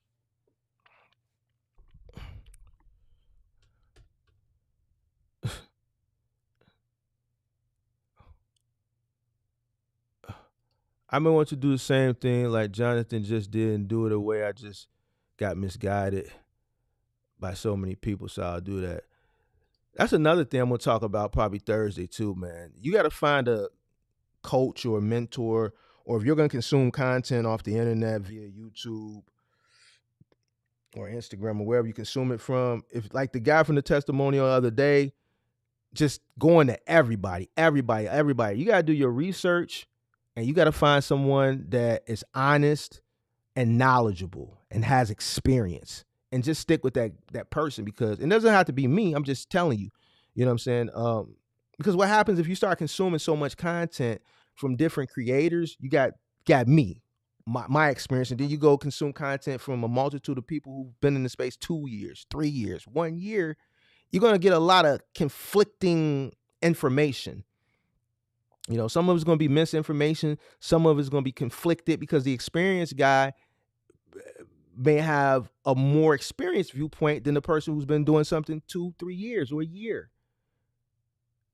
You know what I'm saying? Or the person who's have a lot more tenure in the space just has a lot more, you know, to talk about than the person that hasn't. It's just too much conflicting, and this is ultimately how people get confused. So you need to find someone and just rock out with maybe 1 or 2 people, and those 1 or 2 people need to kind of be on the same kind of mental level as far as the information is concerned, because you don't want to be conflicted. And I think that's where people, you know, mess up at too. You know, so, you know, I got a barber. I only go to the same barber. I've been going to the same barber for 20-some years. My trainer is expensive. I know there's cheaper trainers out there, but I don't want to switch trainers. Go to the same trainer. I don't want to go to a different barber because this different barber may do something different than my barber that I've been going to for 20 years. My barber knows how to do it the way I want him to do it. He knows what I like. He knows my time is limited. I don't got time to wait. I don't want to talk basketball. You cutting hair and you running out and y'all watching the game. No, when I come in, I got business to take care of. Get me in and out. My barber know I'm so on top of business. I don't have time to wait in here. It's been times where he was cutting the head and, let me get him real quick. I'm just going to tap him real quick. Same situation. You want to find somebody that you like, that you stick with, that you're consuming content from, that you're implementing what they're teaching you, and you're seeing results. You want to tune in with someone who's giving you results and not hope. A lot of people kicking hope. And to me, when it comes to business, hope is like dope. We're going to talk about it. You want to find somebody that's kicking results. So,